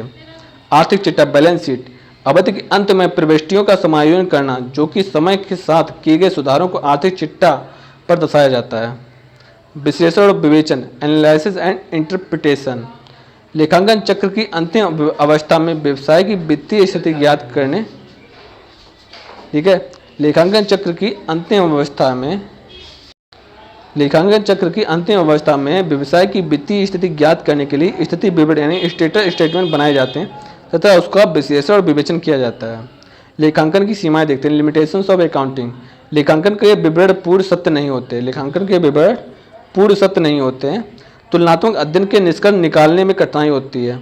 लेखांकन में केवल मौद्रिक लेन देन का लेखा जोखा होता है। ठीक है, लेखांकन यानी अकाउंटिंग में किसका होता है? लेखांकन में मौद्रिक लेन देन का लेखा जोखा होता है। लेखांकन पूर्ण निश्चित नहीं होता है। आर्थिक चिट्ठा, बैलेंस शीट वास्तविक नहीं होती है। आर्थिक स्थिति जैसे अप्रत्याशित मूल्य वृद्धि होने पर लाभ या हानि की जानकारी लेखांकन में नहीं मिलती है। यानी कि एक ऐसी मूल्य वृद्धि जिसको हमने अप्रत्याशित किया था, जैसे कि हमने जिसकी उम्मीद भी नहीं की थी, और अगर बाई चांस किसी प्रोडक्ट की मूल्य सडनली बढ़ जाता है तो अब इसका मतलब ये नहीं कि अगर प्रोडक्ट का मूल्य बढ़ गया है तो हम लेखांकन में, अकाउंटिंग में भी बढ़ाएंगे, ऐसा कुछ नहीं हो। ये जो लिख गया सो लिख गया। पुष्टपालन का अर्थ, मीनिंग ऑफ बुक कीपिंग। व्यवसायिक लेन देन को निश्चित नियमों के अनुसार उचित बहियों में रखना पुष्टपालन कहलाता है। ठीक है, पुष्टपालन क्रिया ही लेखांकन का आधार माना जाता है, इसे बही खाता भी कहते हैं। व्यवसायिक लेन देन के निश्चित नियमों के अनुसार उचित बहियों में रखना पुष्टपालन कहलाता है। पुष्टपालन की क्रिया ही लेखांकन का आधार माना जाता है, इसे बही खाता भी कहते हैं। पुष्टपालन की परिभाषा, definition of book keeping. J.R. वाटली वॉय के अनुसार पुष्टपालन व्यापारिक लेन देन को बहियों के समूह में लिखने की कला है। J.R. वाटली वॉय पुष्टपालन व्यापारिक लेन देन की बहियों के समूह में लिखने की कला है। A.H. रोसेनकैम्फ के अनुसार पुष्टपालन व्यावसायिक लेन देन को सुव्यवस्थित ढंग से लिखने की कला है। मॉडर्न इंग्लिश शब्दकोश के अनुसार पुष्टपालन वित्तीय सुव्यवस्थित लेन देन को नियमित एवं सुव्यवस्थित ढंग से लिखने की कला है। मॉडर्न इंग्लिश शब्दकोश यानी डिक्शनरी के अनुसार पुष्टपालन वित्तीय एवं सुव्यवस्थित लेन देन को नियमित एवं सुव्यवस्थित ढंग से लिखने की कला है। और इनको A.H. रोसेनकैम्फ के अनुसार पुष्टपालन व्यावसायिक लेन देन की सुव्यवस्थित ढंग से लिखने की कला है। और J.R. वाटली वॉय के अनुसार पुष्टपालन व्यापारिक लेन देन के बहियों के समूहों की लिखने की कला है। अब पुष्टपालन का अर्थ देते हैं, व्यावसायिक लेन देन को निश्चित नियमों के अनुसार उचित बहियों में रखना पुष्टपालन कहलाता है। उचित बहियों मतलब उचित कैश फ्लो में रखना पुष्टपालन कहलाता है। पुष्टपालन क्रिया ही लेखांकन का आधार माना जाता है। इसे वहकाता भी कहते हैं। पुस्तपालन की विशेषता यानी कैरेक्टरिस्टिक ऑफ बुक कीपिंग देखते हैं। पुस्तपालन सभी प्रकार के व्यवसायिक लेन देन का लेखा होता है। पुस्तपालन सभी प्रकार के व्यवसायिक लेन देन का लेखा होता है। यह व्यवसायिक लेन देन यानी आर्थिक घटनाओं को लिखने की प्रारंभिक अवस्था है। इसमें लेखों को उचित बहियों में लिखा जाता है। इसमें लेखों को उचित बहियों में लिखा जाता है। पुस्तपालन बहियों की प्रकृति पर निर्भर करता है। बुक कीपिंग बहियों की प्रकृति यानी नेचर ऑफ कैश फ्लोज की पर डिपेंड करता है। पुस्तपालन का कार्य निश्चित नियमों के आधार पर नियमित, क्रमबद्ध, शुद्ध, स्पष्ट और सुव्यवस्थित ढंग से निश्चित किया जाता है। पुस्तपालन का कार्य निश्चित नियमों के आधार पर नियमित, क्रमबद्ध, शुद्ध, स्पष्ट और व्यवस्थित ढंग से निश्चित किया जाता है। इसके अंतर्गत लेखे विशेष समय अवधि से संबंधित होते हैं। इसके अंतर्गत जो अकाउंटिंग है वो विशेष, स्पेशल और समय अवधि से संबंधित होते हैं। पुस्तपालन की विभिन्न प्रणालियाँ होती हैं, जैसे एकल लेखा प्रणाली, दोहरा लेखा प्रणाली, भारतीय लेखा प्रणाली। ठीक है। पुस्तपालन का क्षेत्र कार्य प्रक्रिया देखते हैं। पुस्तपालन का क्षेत्र कार्य प्रक्रिया, प्रारंभिक लेखों की पुस्तक के प्रविष्टिकरण, प्रारंभिक लेखों की पुस्तकों में खतौनी करना, खातों का योग करना व शेष निकालना, खातों का योग करना व शेष निकालना। प्रारंभिक लेखों की पुस्तकों में प्रविष्टि करना, इसके अंतर्गत क्रय वही यानी पर्पज बुक। प्रारंभिक लेखों की पुस्तकों में प्रविष्ट करना इसके अंतर्गत पर्पज बुक, सेल्स बुक और सेल रिटर्न बुक, प्राप्त विपत्र यानी कि बिल्स रिसीवेबल बुक और बिल्स पेबल बुक तथा मुख्य जनरल पेपर सम्मिलित किए जाते हैं प्रारंभिक लेखों की पुस्तकों में।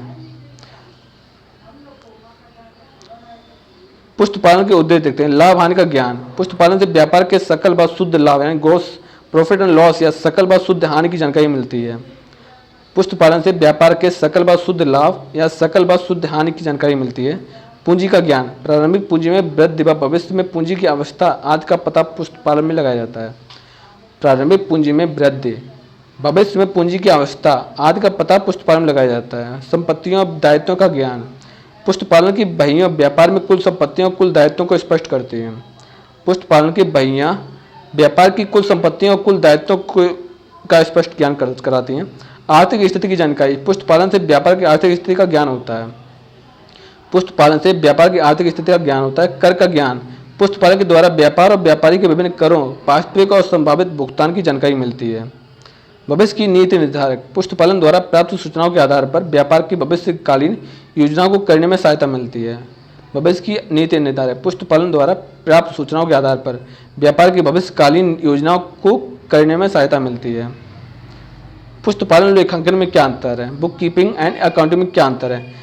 इसका प्रारंभ लेन देन से होकर बही का निर्माण पर अंत होता है। पुस्तपालन की समाप्ति के बाद लेखांकन होता है, यानी कि जहाँ पुस्तपालन खत्म होगा वहीं लेखांकन शुरू होगा। और पुस्तपालन प्रारंभ लेन देन से होकर बही के निर्माण पर अंत होता है। बही के निर्माण कैश फ्लो पर अंत होता है। पुस्तपालन में व्यवहार के दिन लिखे जाते हैं। पुस्तपालन में व्यवहार के दिन लिखे जाते हैं। लेखांकन का कार्य निश्चित अवधि के बाद आरंभ होता है। ठीक है। पुस्तपालन लेखांकन के लिए उत्तरदायी नहीं है, लेखांकन पुस्तपालन के लिए उत्तरदायी है। यानी पुस्तपालन है वो लेखांकन के लिए उत्तरदायी नहीं है, लेकिन लेखांकन है वो पुस्तपालन के लिए उत्तरदायी है। लेन देन के लेखन की प्रक्रिया अवस्था है। यह लेन देन के लेखन की प्रक्रिया प्रारंभिक अवस्था है। यह लेन देन लेखन की यानी अकाउंटिंग की प्रारंभिक अवस्था है। यह पुस्तपालन में लेखे करने के बाद की अवस्था है। इसमें समायोजन और भूल सुधार की प्रक्रिया नहीं होती है। इसमें समायोजन भूल सुधार की प्रक्रिया होती है अकाउंटिंग में। खाता वही के योगों के आधार पर नाम बच जमा शेष निकाला जाता है। खाता वही के योगों के आधार पर नाम और जमा शेष निकाला जाता है। इसमें शेषों की जांच कर उनके आधार पर तलपट बनाई जाती है। इसमें जनरल तथा खाता वहियों यानी कैश फ्लो का योग किया जाता है। इसमें पुस्तपालन में किए गए योगों की शुद्धता की जांच की जाती है। लेखांकन सिद्धांत का अर्थ देखते हैं। लेखांकन में कार्य संबंधी नियमों और आधारभूत मान्यताओं का पालन करना लेखांकन सिद्धांत कहलाता है। लेखांकन में कार्य संबंधी नियमों और आधारभूत मान्यताओं का पालन करना लेखांकन सिद्धांत कहलाता है। निम्न मनुष्यकृत होते हैं जिनका पालन करने से निम्नांकित पद्धतियों में एक रूपता यानी सिमिलरिटी आती है और लेखांकन की भाषा सहज और सरल हो जाती है। लेखांकन सिद्धांत की परिभाषाएं देखते हैं। Canadian institute of chartered accounts के अनुसार लेखांकन नियम और प्रक्रिया से जुड़े सिद्धांतों के समूह को लेखांकन के सिद्धांत कहते हैं, जो प्रचलित व्यवहारों की व्याख्या रूपी सेवाएं प्रदान करते हैं तथा विकल्प रहने पर परंपरा या प्रक्रिया के चुनाव हेतु मार्गदर्शन करता है। अमेरिका के प्रमाणित लोक लेखपालों की संस्था के अनुसार लेखांकन सिद्धांत एक सामान्य नियम या कार्य के दिशा निर्देश हेतु बनाए गए नियम है। यह आचार या व्यवहार का आधार है। लेखांकन का सिद्धांत जो रीति रिवाज, प्रचलित तरीकों या परंपराओं पर आधारित है और सभी लेखांकन व्यवहार उन पर आधारित होते हैं। ये सिद्धांत अचल नहीं होते हैं बल्कि समय के साथ परिवर्तन होते रहते हैं। लेखांकन सिद्धांत की प्रकृति, नेचर ऑफ अकाउंटिंग प्रिंसिपल। लेखांकन सिद्धांत की प्रकृति विकासशील या मनुष्यकृत है, जिससे इनका उल्लेख किसी अधिनियम में नहीं होता है। ये व्यवहार, औचित्य, उद्देश्य, अनुभव, तर्क प्रयोग और आवश्यकता पर आधारित है। लेखांकन सिद्धांत के तत्व, एलिमेंट ऑफ अकाउंटिंग प्रिंसिपल। लेखांकन सामान्य निम्नलिखित 3 तत्व हैं। इसके 3 तत्व देखते हैं। औचित्य यानी जस्टिफिकेशन, पर्पज और प्रैक्टिकलिटी। लेखांकन सिद्धांत की विशेषताएं देखते हैं। लेखांकन सिद्धांत का निर्माण आधारभूत मान्यताओं और कार्य पद्धति संबंधित नियमों के आधार पर होता है। यह सिद्धांत औचित्य, उद्देश्य और समस्याओं के चिंतन पर आधारित होता है। एक ही लेखांकन कार्य के लिए अलग अलग व्यवसायों में औचित्य, उद्देश्य और व्यवहारिकता के अनुसार अलग अलग लेखांकन सिद्धांत का प्रयोग किया जाता है। एक ही लेखांकन कार्य के लिए अलग अलग व्यवसायों के में औचित्य, उद्देश्य और व्यवहारिकता के अनुसार अलग अलग लेखांकन सिद्धांतों का प्रयोग किया जाता है। लेखांकन सिद्धांत परिस्थिति के अनुरूप परिवर्तित होता रहता है। लेखांकन सिद्धांत का किसी भी अधिनियम में स्पष्ट उल्लेख नहीं है। लेखांकन सिद्धांत का किसी भी अधिनियम में स्पष्ट उल्लेख नहीं है। इनकी स्थिर सामान्य सूची नहीं होती है। इनकी कोई स्टेबल सर्वमान्य सूची नहीं है। सामान्य स्वीकृत लेखांकन सिद्धांत या लेखांकन के सर्वमान्य सिद्धांत देखते हैं। यह पेशेवर लेखपालों के द्वारा सर्वमान्य रूप से स्वीकृत किए गए व्यापक व्यवहारिक नियम है जो मान्यताओं, अवधारणाओं और प्रथाओं पर आधारित होती है। यह लेखा करने योग्य लेन देन और घटनाओं को पहचानने, उनका मुद्रा मापन करने, लेखा पुस्तकों में उनका लेखा करने, सार संक्षेपण तैयार करने, वित्तीय विवरण बनाने और उपयोगकर्ताओं के लिए आर्थिक प्रतिवेदन तैयार करने, इकोनॉमिकल रिपोर्ट करने में सहायक होती है। इसी के आधार पर मानकर भारतीय शासनपत्रित लेखाकार संस्थान institute of chartered accountant of India लेखांकन के सर्वमान्य सिद्धांत स्थिर नहीं रहते हैं। ये समय के अनुसार परिवर्तित होते रहते हैं। लेखांकन के सिद्धांत, लेखांकन की प्रथाओं का अर्थ देखते हैं। लेखांकन का कार्य परिपाटी और पारंपरिक प्रथाओं पर आधारित होता है जो निरंतर लंबे समय से चली आ रही हैं। लेखपालक उनका पालन और अनुसरण करते हैं, जिसे लेखांकन प्रथा के नाम से जाना जाता है। लेखांकन प्रथाओं का तात्पर्य उन परंपराओं से जिसका लेखपालक लेखांकन के विवरणों के बनाते समय पालन करते हैं। लेखांकन प्रथाओं को लेखांकन का सिद्धांत या अवधारणा भी कहा जाता है। ठीक है, लेखांकन का सिद्धांत, लेखांकन प्रथाओं को लेखांकन का सिद्धांत या अवधारणा भी कहा जाता है। लेखांकन प्रथाओं के प्रकार, रूढ़िवादिता की प्रथा, पूर्व प्रकटीकरण की प्रथा, नियमितता की प्रथा, सारता की प्रथा। रूढ़िवादिता की प्रथा देखते हैं। Conventions of conversations. इस प्रथा का आधार है लाभ की आशा नहीं करें और सभी संभव हानियों के लिए प्रावधान करें। इस प्रकार के अनुसार लेखों में सभी संभावित हानियों की व्यवस्था की जाती है और सभी संभावित लाभों का लेखा बहियों में नहीं लिखा जाता है। रूढ़िवादिता मतलब है कि अगर हमको ये बिजनेस करना है तो यही बिजनेस करना है, हम इस बिजनेस से नहीं चाहिए, भले ही उसमें हमें हानि क्यों ना हो रही हो। ठीक है, तो ये सब क्या है, रूढ़िवादिता प्रथा है। इस आधार पर आर्थिक चिट्ठों में प्रदर्शित संपत्तियों में ह्रास घटाया जाता है। देनदारों में संभाव्य डूबत ऋण यानी बैड डेबिट का आयोजन किया जाता है तथा दायित्व आयोजनों को संभावित हानियों को ध्यान रखकर लिखा जाता है। पूर्ण प्रकटीकरण की प्रथा, कन्वेंशन ऑफ फुल डिस्क्लोजर। इस प्रथा के अनुसार लेखांकन का कार्य पूरी ईमानदारी, निष्पक्षता, नियमानुकूल संबंधित वित्तीय अधिनियम के अनुसार किया जाता है। इस प्रथा का उद्देश्य व्यवसाय के स्वामियों, अंशधारियों, ऋणदाताओं, लेनदारों, निवेशकों की व्यापार की वास्तविक आर्थिक स्थिति की जानकारी देना और उनसे संबंधित प्राप्त सूचनाएं देना है। नियमितता की प्रथा। इस प्रथा के अनुसार लेखांकन कार्य एक समान होना चाहिए। इस प्रथा के अनुसार लेखांकन का कार्य एक समान होना चाहिए जिससे तुलनात्मक अध्ययन में आसानी होती है तथा व्यापार के वित्तीय विवरण का सही स्थिति का पता चलता है। सारता की प्रथा, कन्वेंशंस ऑफ मैटेरियलिटी। सारता की प्रथा, कन्वेंशन ऑफ मैटेरियलिटी। इस प्रकार के अनुसार लेखांकन में वित्त युक्त महत्वपूर्ण तथा उपयोगी घटनाओं और तथ्यों का उल्लेख किया जाता है सारता प्रथा में, तथा वित्त रहित सारहीन तथ्यों तथा घटनाओं को छोड़ दिया जाता है। लेखांकन की सारपूर्ण और सारहीन तथ्यों का निर्माण व्यवसाय की प्रकृति, घटना की प्रकृति, परिस्थिति, अवस्था, रहस्य और निर्णय की महत्ता को ध्यान रखकर किया जाता है। इस प्रथा का प्रयोग लेखपाल के निर्णय और विवेक पर निर्भर करता है। लेखांकन प्रमाप, अकाउंटिंग स्टैंडर्ड। लेखांकन प्रमाप का अर्थ आर्थिक सम व्यवहारों का सुव्यवस्थित ढंग से लेखा करने के उद्देश्य से प्रमाणित विशिष्ट लेखा विशेषज्ञों द्वारा लेखांकन सिद्धांत के अनुरूप निर्मित निर्देशात्मक लेखांकन नीतियों निर्देशात्मक लेखांकन नियमों, नीतियों, व्यवहारों का लेखांकन प्रमाप कहते हैं। लेखांकन प्रमाप की परिभाषा देखते हैं। अकाउंटिंग स्टैंडर्ड की definition. International accounting standard committee IASC के अनुसार लेखांकन की समरूपता, निश्चितता और सार्वभौमिकता बनाए रखने के लिए विकसित किए गए सिद्धांत एवं नियम लेखांकन प्रमाप होते हैं, यानी कि अकाउंटिंग स्टैंडर्ड होते हैं। TP घोष के अनुसार लेखांकन प्रमाप प्रमाणित विशेषज्ञ लेखांकन संस्था द्वारा जारी किया गया है नीति प्रलेख है, जिसका संबंध लेखांकन व्यवहारों एवं घटनाओं के मापन, उपचार और प्रस्तुतिकरण के विभिन्न पहलुओं से है। कोहलर के अनुसार लेखांकन प्रमाप रीति रिवाजों, कानूनों और पेशेवर संस्थाओं द्वारा लेखांकनों पर लागू की जाती आचार संहिता है। लेखांकन प्रमाप की विशेषताएं। Characteristics of accounting standard. लेखांकन प्रमाप स्वभाव के तार्किक दृष्टिकोण प्रस्तुत करता है। यह वित्तीय विवरणों के प्रस्तुतिकरण में एकरूपता लाता है। लेखांकन प्रमाप मूलभूत लेखांकन सिद्धांत पर के प्रयोग में की व्याख्या करता है। लेखांकन प्रमाप में लेखांकन नियमों, नीतियों और व्यवहारों में एकरूपता लाने का गुण है। लेखांकन प्रमाप के उद्देश्य देखते हैं। Objective of accounting standards. जटिल और विवादास्पद लेखा व्यवहारों का तार्किक दृष्टिकोण प्रस्तुत करना है। एक ही प्रकृति की आर्थिक घटनाओं पर असमान लेखा व्यवहार रहने पर उनमें एकरूपता लाने हेतु नियम बनाना। वित्तीय विवरणों के प्रस्तुतिकरण और प्रक्रियाकरण का वैज्ञानिक दृष्टिकोण देना है। ऑडिटिंग करने हेतु निर्देश देना है। अंतर्राष्ट्रीय स्तर पर लेखांकन के नियमों में परिवर्तन के अनुसार राष्ट्रीय स्तर पर व्यवहारिक लेखांकन के नियमों और मार्गदर्शन का निर्माण करना है। वित्तीय विवरणों के साथ संलग्न यानी अटैचमेंट की जाने वाली अनुसूचियां शेड्यूल के निर्माण हेतु मार्गदर्शन करना है। ठीक है। लेखांकन प्रमाप के उद्देश्य। लेखांकन प्रमाप के लाभ देखिए। लेखा व्यवहारों में विवाद को नियंत्रित करता है। लेखांकन में लोचदारता लाता है, फ्लेक्सिबिलिटी लाता है। वित्तीय विवरणों की विश्वसनीयता और प्रमाणिकता में सुधार लाता है। लेखांकन के सर्वमान्य स्वीकृत नियम प्राप्त होना है। छल कपट को रोकता है। अंक यानी ऑडिटर के लिए सहायक होता है। यहाँ जनरल देखते हैं। जनरल शब्द की उत्पत्ति लैटिन भाषा के ड्यूरनस, डार्नस, जिसको डार्नस बोलते हैं लैटिन में। ड्यूरनस, अपने लोग ड्यूरनस बोल लो, इन लोग ये लोग बोलेंगे डार्नस। तो जनरल शब्द किसकी उत्पत्ति देन है? लैटिन शब्द का देन है, जिसका अर्थ होता है प्रतिदिन।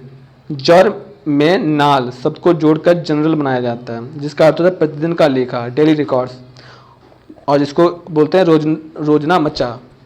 रोजनामचा पुस्तपालन की सर्वप्रथम प्राथमिक पुस्तक है। इसे व्यवसाय की डायरी भी कहा जाता है। इसमें लेन देन के दोनों रूपों में की प्रवृत्ति दोहरा लेखा प्रणाली के आधार पर क्रमबद्ध रूप से तिथिबद्ध की जाती है, यानी कि डे टू डे इसमें चढ़ाए जाते हैं, क्या आया, क्या गया, कितनी चीज़ें प्रकट हुई। रोजनामचा की परिभाषा देते हैं। Definitions of generals.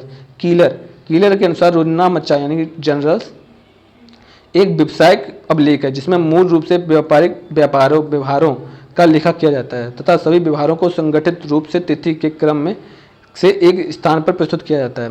कार्टर के अनुसार रोजनामचा यानी कि डेली वाले प्रतिदिन में या दैनिक अभिलेख प्राथमिक प्रविष्टियों की वह पुस्तक है, जिसमें स्मरण वही से तिथवार लेन देन को लिखा जाता है। प्रविष्टियों को लिखते समय उन्हें डेबिट तथा क्रेडिट के रूप में वर्गीकृत किया जाता है, ताकि बाद में खाता वही में सही खतौनी करने में सुविधा हो। रोजनामचा के उद्देश्य। रोजनामचा बनाने का मुख्य उद्देश्य सभी लेन देन को क्रमानुसार लिखना। इससे सभी लेन देन की तिथिवार जानकारी प्राप्त होती है। रोजनामचा प्रमाणक यानी वाउचर के आधार पर बनाए जाने से अशुद्धियाँ कम होती हैं। रोजनामचा यानी जो प्रतिदिन वाले प्रमाणक यानी वाउचर हैं के आधार पर बनाए जाने की अशुद्धियाँ कम होती हैं, यानी खतौनी की प्रक्रिया में रोजनामचा का होना आवश्यक है। व्यापारी के मध्य आपसी विवाद को हल करने के लिए रोजनामचा की विशिष्ट भूमिका होती है। रोजनामचा को न्यायालय में स्वीकृत वैधानिक प्रमाण माना जाता है। रोजनामचा यानी जनरल्स को न्यायालय में स्वीकृत वैधानिक प्रमाण माना जाता है। रोजनामचा प्रविष्टियों के प्रकार देखते हैं। लेन देन को लिखने के आधार पर रोजनामचा प्रविष्टियाँ दो प्रकार की होती हैं, साधारण प्रविष्टि और संयुक्त प्रविष्टि। सदर प्रविष्टि देखते हैं, सिंपल एंट्री। इसके अंतर्गत दोहरा लेखा प्रणाली के सिद्धांत के अनुसार एक खाता डेबिट दूसरा क्रेडिट होगा। संयुक्त प्रविष्टि देखते हैं, इसके अंतर्गत दो से अधिक खाता डेबिट और क्रेडिट एक साथ किए जाएंगे।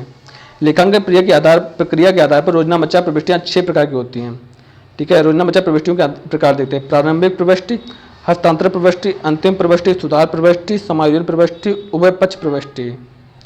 प्रारंभिक प्रविष्टि, हस्तांतरण प्रविष्टि, अंतिम प्रविष्टि, सुधार प्रविष्टि, समायोजन प्रविष्टि, उभय पक्ष प्रविष्टि। प्रारंभिक प्रविष्टि ओपनिंग एंट्री, इसमें व्यापार की सभी संपत्तियों और डेबिट तथा स्वामी की पूंजियों के साथ साथ व्यापार के सभी दायित्व को क्रेडिट किया जाता है।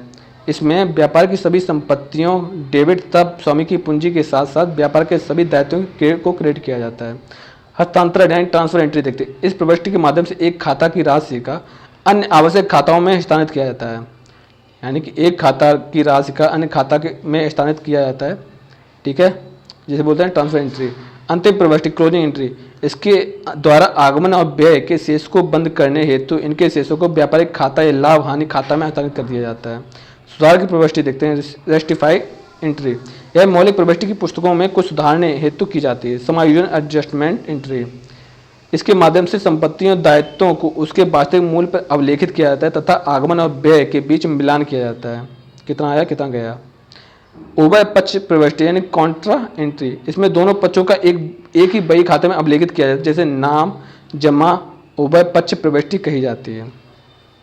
रोजनामचा के नाम और जमा करने के नियम, rules to debit card, debit and credit in general. नाम और जमा करने के नियम, आधुनिक मत लेखांकन समीकरण विधि और परंपरागत मत विधि। ठीक है, सहायक बहियों में गलत रकम लिखने को लेखे की अशुद्धि का तलपट पर कोई प्रभाव नहीं पड़ता है। सहायक बहियों में गलत रकम लिखने को लेखे की अशुद्धियों का तलपट पर कोई प्रभाव नहीं पड़ता है, परंतु अन्य लेखों की अशुद्धियों का प्रभाव तलपट पर पड़ता है। ठीक है,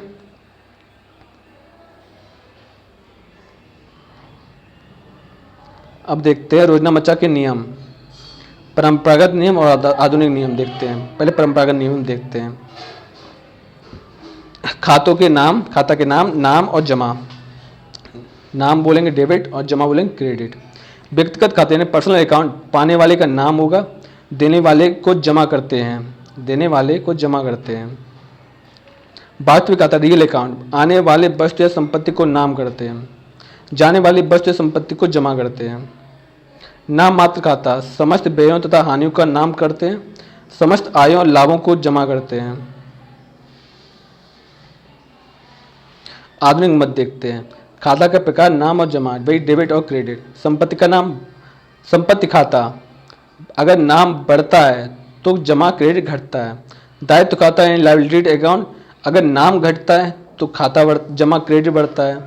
पूंजीगत खाता यानी कैपिटल अकाउंट, अगर नाम घटता है तो जमा है जब बढ़ता है। राजस्व खाता, अगर नाम घटता है तो जमा बढ़ता है। व्यय खाता, अगर नाम बढ़ता है तो जमा घटेगा। अब महत्वपूर्ण तथ्य हम देख चुके थे, लेकिन फिर से देख लेते हैं। आधुनिक पुस्तकालय मॉडर्न बुक कीपिंग के जन्मदाता कौन है? गणितज्ञ और दर्शनशास्त्री लूका पेसोलियो हैं। दी कंप्यूटर रिसर्च स्क्रिप्चर्स पुस्तकालय की पहली पुस्तक है, जिसे वेनिस यानी इटली में 1494 में लूका पेसोलियो द्वारा प्रकाशित की गई थी। स्मिथ और एस वर्ण के अनुसार लेखांकन आर्थिक क्रियाओं के परिणाम को संप्रेषित करने का एक साधन है। बजट उपविधि में एक वर्ष मतलब वित्तीय वर्ष में बजट से वर्तमान आंकड़ों की तुलना भावी वर्षों के बजट सम्मिलित होते हैं। ठीक है, हॉवार्ड और अपटन के अनुसार सामान्य रूप से चालू संपत्तियों का अभिप्राय उन संपत्तियों जो व्यवसाय की सामान्य प्रक्रिया द्वारा अल्पकाल प्राय एक वर्ष के अंतराल रोकड़ में प्रवृत्त करती हैं। द्रष्टव्य संपत्तियां इंटेंजिबल एसेट का भौतिक अस्तित्व होता है, जैसे भूमि और भवन। भारतीय वस्तु विक्रय अधिनियम 1930 को धारा 2(8) के अनुसार एक व्यक्ति उस समय दिवालिया कहा जाता है जब वह व्यवस्था की सामान्य प्रगति में अपने ऋण के भुगतान में असमर्थ हो जाता है। लेखांकन प्रमाप 10 के अनुसार वस्तु की बिक्री की स्थिति में आय उस समय मानी जाएगी जब वस्तु के विक्रेता ने वस्तु रूपी संपत्ति को क्रेता को हस्तांतरित कर दिया हो। भारतीय कंपनी अधिनियम 1956 धारा 211 में लेखांकन प्रमाप को मान्यता मिली है।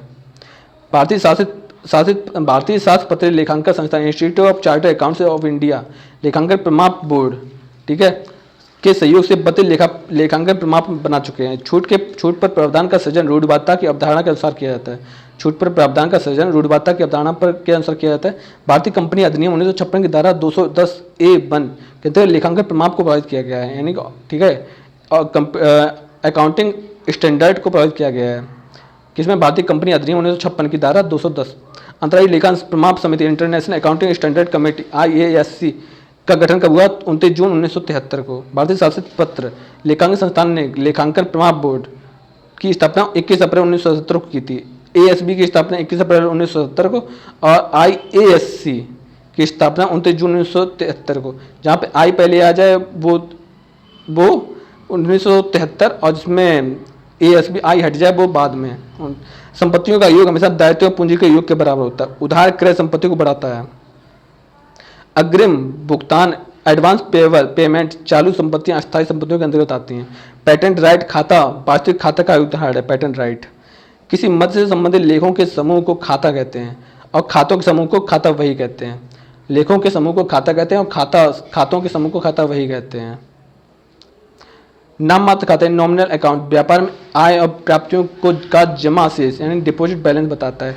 देय राशि व्यक्तिगत यानी पर्सनल अकाउंट का डेबिट शेष इंगित करता है। खाता बही में लेन देन को क्रमणानुसार क्रम में अवलेखित किया जाता है। सहायक बहियों में खाता वही में प्रविष्टियों को ले जाने की प्रक्रिया खतौनी कहलाती है। सहायक बहियों में खाता वही में प्रविष्टियों को ले जाने की प्रक्रिया खतौनी कहलाती है। खाता बही के लिए सभी खातों के शेषों के विवरण को तलपट यानी ट्रायल शीट कहते हैं। तलपट का मुख्य उद्देश्य खाता बही की जांच करना होता है। सिंपल बात, कभी पूछा जाए ट्रायल शीट का कार्य क्या है, ट्रायल शीट का उद्देश्य क्या है, तो इसका सामान्य सीधा उद्देश्य है खाता बही की जांच करना। विश्वसनीयता और तुलनीयता एक लेखांकन सूचना का निर्णय में आवश्यक बनाने के लिए प्राथमिक गुण है। सामान्यतः आगम का लेखा वस्तु की सुपर्दगी यानी रिसीविंग के समय किया जाता है। चालू व्यापार की धारणा के अनुसार व्यावसायिक इकाई अनिश्चित काल तक अस्तित्व में रहती है। चालू व्यापार की धारणा के अनुसार व्यावसायिक इकाई अनिश्चित काल तक अस्तित्व में रहती है। चालू व्यापार निरंतरता उपार्जन आधारभूत लेखांकनों की अवधारणा है। लागत अवधारणा लागत मूल्य पर स्थायी संपत्ति का अवलेखन पालन करने पर विश्वास दिलाता है। लेखों का खिड़की प्रदर्शन का अर्थ है निवेश को आकर्षित करने हेतु अधिक लाभ दिखाना। छूट पर प्रावधान का सृजन होता है। रूढ़िवादिता की अवधारणा के अनुसार किया जाता है। वित्तीय विवरणों से पैसे छोड़ देना और पूर्णांक में दिखाना सारता अवधारणा पर आधारित है। पैसे छोड़ देना और पूर्णांक में दिखाना। IASC का विस्तार अंतर्राष्ट्रीय लेखांकन प्रमाण समिति है। भारतीय कंपनी अधिनियम 1956 की धारा 210 में लेखांकन प्रमाण को मान्यता दी गई है। भारतीय प्रशासित पत्र लेखपाल institute of chartered accountant in India भारतीय प्रमाण बोर्ड के सहयोग से 32 लेखांकन प्रमाण बनाए गए हैं। लेखांकन प्रमाण का उद्देश्य वित्तीय विवरणों की अतुलनात्मकता की संभावना को दूर करने की दृष्टि से विविध लेखांकन नीतियों एवं व्यवहारों को प्रमाणित करना और वित्तीय विवरणों में विश्वसनीयता को जोड़ना है। लेखांकन प्रमाण बोर्ड 21 अप्रैल 1970 को किया गया था। ASB का व्यय और हानियों से पूंजी में कमी और आयों तथा लाभों में पूंजी में वृद्धि होती है। व्यय और हानि से पूंजी में कमी होती है और आयों और लाभों से पूंजी में वृद्धि होती है। पूंजी पर ब्याज से पूंजी में एक समान वृद्धि और एक समान कमी आ सकती है। नाम मात्र नॉमिनल अकाउंट के द्वारा एक व्यवसाय में निश्चित अवधि में के कुछ व्यय हानि तथा आय प्राप्तियों की जानकारी मिलती है। जनरल एक मौलिक वही है जिसमें व्यवसायिक लेन देन का सबसे प्राथमिक लेखा होता है। व्यापारिक वृद्धा रोजना लेखा के लिए नहीं किया जाता है। व्यापारिक खाता का संबंध ग्राहकों और लेनदारों से होता है। व्यक्तिगत खाते का संबंध यानी पर्सनल अकाउंट का संबंध ग्राहकों और लेनदारों से होता है। अवास्तविक खाते में डेबिट शेष व्यय प्रदर्शित करता है। रोकड़ वही यानी कि कैश फ्लो खाता वही होता है। रोकड़ वही खाता वही होता है। तलपट यानी कि ट्रायल शीट अंकगणितीय शुद्धता सृजित करता है। अशुद्धियों के सुधार को रोजनामच्चा यानी जनरल प्रविष्टि, ठीक है, अशुद्ध प्रविष्टि के प्रभाव को समाप्त करती है और लेन देन को सही प्रभाव को प्रकट कर देती है। खाता वही अकाउंट फ्लो को व्यापार के खातों की प्रधान पुस्तक करती है। खाता वही अकाउंट फ्लो को व्यापार के खातों की प्रधान पुस्तक होती है। अकाउंट फ्लो लेखांकन जानकारी प्रदान करता है प्रबंधकों के लागत और आय को। लेखांकन जानकारी करता है प्रबंधकों के लिए लागत और आय को, किसी विशेष वर्ष के लिए कंपनी की कर देयता, किसी संस्थान का वित्तीय स्थिति। बिल्कुल तीनों ही इसका सही आंसर है। इसका उपयुक्त सभी इसका सही होगा। दीर्घकालिक संपत्ति यानी लॉन्ग टर्म असिस्ट जिनका कोई भौतिक अस्तित्व नहीं है लेकिन अधिकार हैं जिनका मूल्य है। लॉन्ग टर्म असिस्ट की बात की गई है। वर्तमान संपत्ति, अचल संपत्ति, अभूत संपत्ति या निवेश, तो इंटेंजिबल असिस्ट होते हैं। ठीक है, लॉन्ग टर्म असिस्ट, ठीक है, लॉन्ग टर्म असिस्ट जिनका कोई भौतिक अस्तित्व नहीं होता है लेकिन वे अधिकार होते हैं इंटेंजिबल असिस्ट के। वे संपत्तियां जिन्हें छोटी अवधि अर्थात 1 वर्ष या उससे कम के भीतर नकद में परिवर्तित किया जा सकता है कहलाती हैं वर्तमान संपत्ति, अचल संपत्ति, अमूर्त संपत्ति या निवेश। वे संपत्तियां जिन्हें छोटी अवधि यानी 1 वर्ष से कम के भीतर नकद में परिवर्तित किया जा सकता है वो है वर्तमान संपत्ति। 1 वर्ष के भीतर वर्तमान संपत्ति। पेटेंट, कॉपीराइट और ट्रेडमार्क है अमूर्त संपत्ति। पेटेंट, कॉपीराइट और ट्रेडमार्क है अमूर्त संपत्ति यानी कि, ठीक है, इंटेंजिबल, ठीक है, इंटेंजिबल असिस्ट। किसी निश्चित अवधि के दौरान किसी व्यवस्था की बिक्री आय यानी क्रेडिट और कैश को कहा जाता है। किसी निश्चित अवधि के दौरान यानी कि एक निश्चित टाइम पीरियड है और किसी व्यवस्था की बिक्री आय जिसमें क्रेडिट और कैश को कहा जाता है टर्नओवर, यानी कि भाई कितना एक निश्चित अवधि में तुम्हारा कितना टर्नओवर हुआ है, इस सब की बात की जाती है। व्यापार में लेन देन के समर्थन में कोई लिखित प्रमाण कहा जाता है। पत्रिका, वाउचर, लेजर पोस्टिंग या खाता। तो व्यापार में लेन देन के समर्थन को कोई लिखित प्रमाण पत्र कहा जाता है वाउचर। वाउचर भी बहुत महंगे महंगे होते हैं, 5 लाख, 20 लाख, 50 लाख। वास्तविक लेखा रिकॉर्ड करता है। वास्तविक लेखा रिकॉर्ड करता है लाभ और हानि को, लेन देन यानी क्रेडिटर्स और डेबिटर्स के बीच का लेन देना या उपयोगी वस्तुओं के से संबंधित लेन देन। तो ये सभी सही हैं। वास्तविक लेखांकन में लाभ और हानि का रिकॉर्ड किया जाता है, क्रेडिटर्स और डेबिटर्स के बीच का लेन देन रिकॉर्ड किया जाता है, उपयोग वस्तुओं से संबंधित लेन देन उपयोग किया जाता है, मतलब रिकॉर्ड किया जाता है। तो इसका डी आंसर सही हो जाएगा। जनरल में व्यवसाय लेन देन रिकॉर्ड किया जाता है। जनरल यानी कि जो प्रतिदिन वाले उसी दिन का रिकॉर्ड किया जाता है, यानी कि जिस दिन का व्यवसाय हो रहा है उसी दिन का रिकॉर्ड किया जाता है। वह लेखा जो खर्च, लाभ और हानि को रिकॉर्ड करता है। वह लेखा जो खर्च, लाभ और या हानि को रिकॉर्ड करता है। व्यक्तिगत लेखा, वास्तविक लेखा, अवास्तविक लेखा या उपयोग में से कोई नहीं। Personal account, actual account, nominal account. तो वह लेखा जो खर्च, लाभ और हानि को रिकॉर्ड करता है वह होता है अवास्तविक यानी नॉमिनल अकाउंट। लेखांकन की भाषा होती है व्यापारिक। लेखांकन की भाषा क्या होती है? बिजनेस लैंग्वेज होती है लेखांकन की भाषा। पुस्तपालन का दोहरा लेखा प्रणाली का आविष्कार किसने किया? तो क्या था? लूकास पेसोल्बोनिया ने। कब किया था? 1494 में। लेखांकन सूचना के उपयोगकर्ता में शामिल है। लेखांकन सूचनाओं के उपयोगकर्ता में शामिल है। लेखांकन सूचना अकाउंटिंग इंफॉर्मेशन के उपयोगकर्ताओं में शामिल है। अंशधारणीय, सरकार, लेनदार, उपयोग सभी। तो इसका सही आंसर उपयोग सभी। अंशधारीगण होंगे, सरकार भी होगी और लेनदार भी होंगे। लेखांकन सूचना के उपयोग, देखो लेखांकन जो सूचना है उसका उपयोग कौन कौन कर सकता है? तो उसका प्रयोग अंशधारीगण कर सकते हैं। ठीक है, अगर बाई चांस कोई पर्सन, कोई व्यक्ति अब लोन लेना चाहता है तो जो लोन देने वाले जो बैंक के कर्मचारी होंगे वो लेखांकन, वो अकाउंटिंग देखेंगे कि कितना प्रॉफिट क्या क्या हुआ है और उसके आधार पर लोन देंगे। ठीक है, सरकार भी देखेगी और लेनदार भी देखेगा। पुस्तपालन का अर्थ क्या है? बुक कीपिंग का अर्थ क्या है? पुस्तकों में व्यापारिक लेन देन का हिसाब रखना पुस्तपालन का अर्थ है। पुस्तपालन का अर्थ व्यापार, पुस्तकों में व्यापारिक लेन देन का हिसाब रखना। निम्न में से किसी व्यापार की भाषा कहा जाता है? अर्थशास्त्र को। बिल्कुल, इकोनॉमिक्स को व्यापार की लैंग्वेज कहा जाता है, बिकॉज इकोनॉमिक्स में यही होता है कि पूरे वर्ष में कितना लेखा जोखा हुआ है, कितना प्रॉफिट हुआ, कितना नुकसान हुआ, किसमें कितना प्रॉफिट हो रहा है, कितना नुकसान हो रहा है। सिंपल सी बात है, जो अर्थशास्त्र है यही है व्यापार की भाषा। लेखांकन में लेखे किए जाते हैं मुद्रा मात्रक में, वस्तु मात्रक में, उत्पादन मात्रक में, उनमें से कोई नहीं।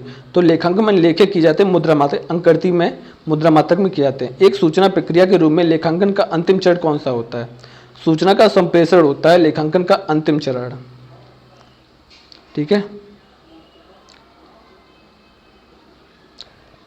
मापने की सामान्य इकाई एवं प्रतिवेदन साधारण रूप से प्रोत्साहित करता है। मापने की सामान्य इकाई एवं प्रतिवेदन साधारण रूप से प्रोत्साहित करता है विश्वसनीयता को, उपयुक्तता को, बोधगम्यता को या तुलनीयता को। तो मापने की सामान्य इकाई एवं प्रतिवेदन साधारण रूप से तुलनीयता को प्रोत्साहित करता है। जब लेखांकन सूचना को स्पष्ट रूप से प्रस्तुत करता है, जब लेखांकन सूचना को स्पष्ट रूप से प्रस्तुत कर दिया गया हो तो लेखांकन सूचना की कौन सी गुणात्मक विशेषता परिलक्षित करता है? तो वो करता है तुलनीयता को। प्रबंधन लेखांकन है एक लिपिकीय कार्य, भविष्य के लिए लेखांकन है लेन देन से संबंधित प्रबंध की एक अभिलेख तकनीकी है, व्यवसाय की पूर्व क्रियाओं का विशेषण है। प्रबंधन लेखन यानी मैनेजमेंट अकाउंटिंग, लेन देन से संबंधित प्रबंधन यानी मैनेजमेंट की अभिलेखन तकनीकी है। इसका सही आंसर सी हो जाएगा।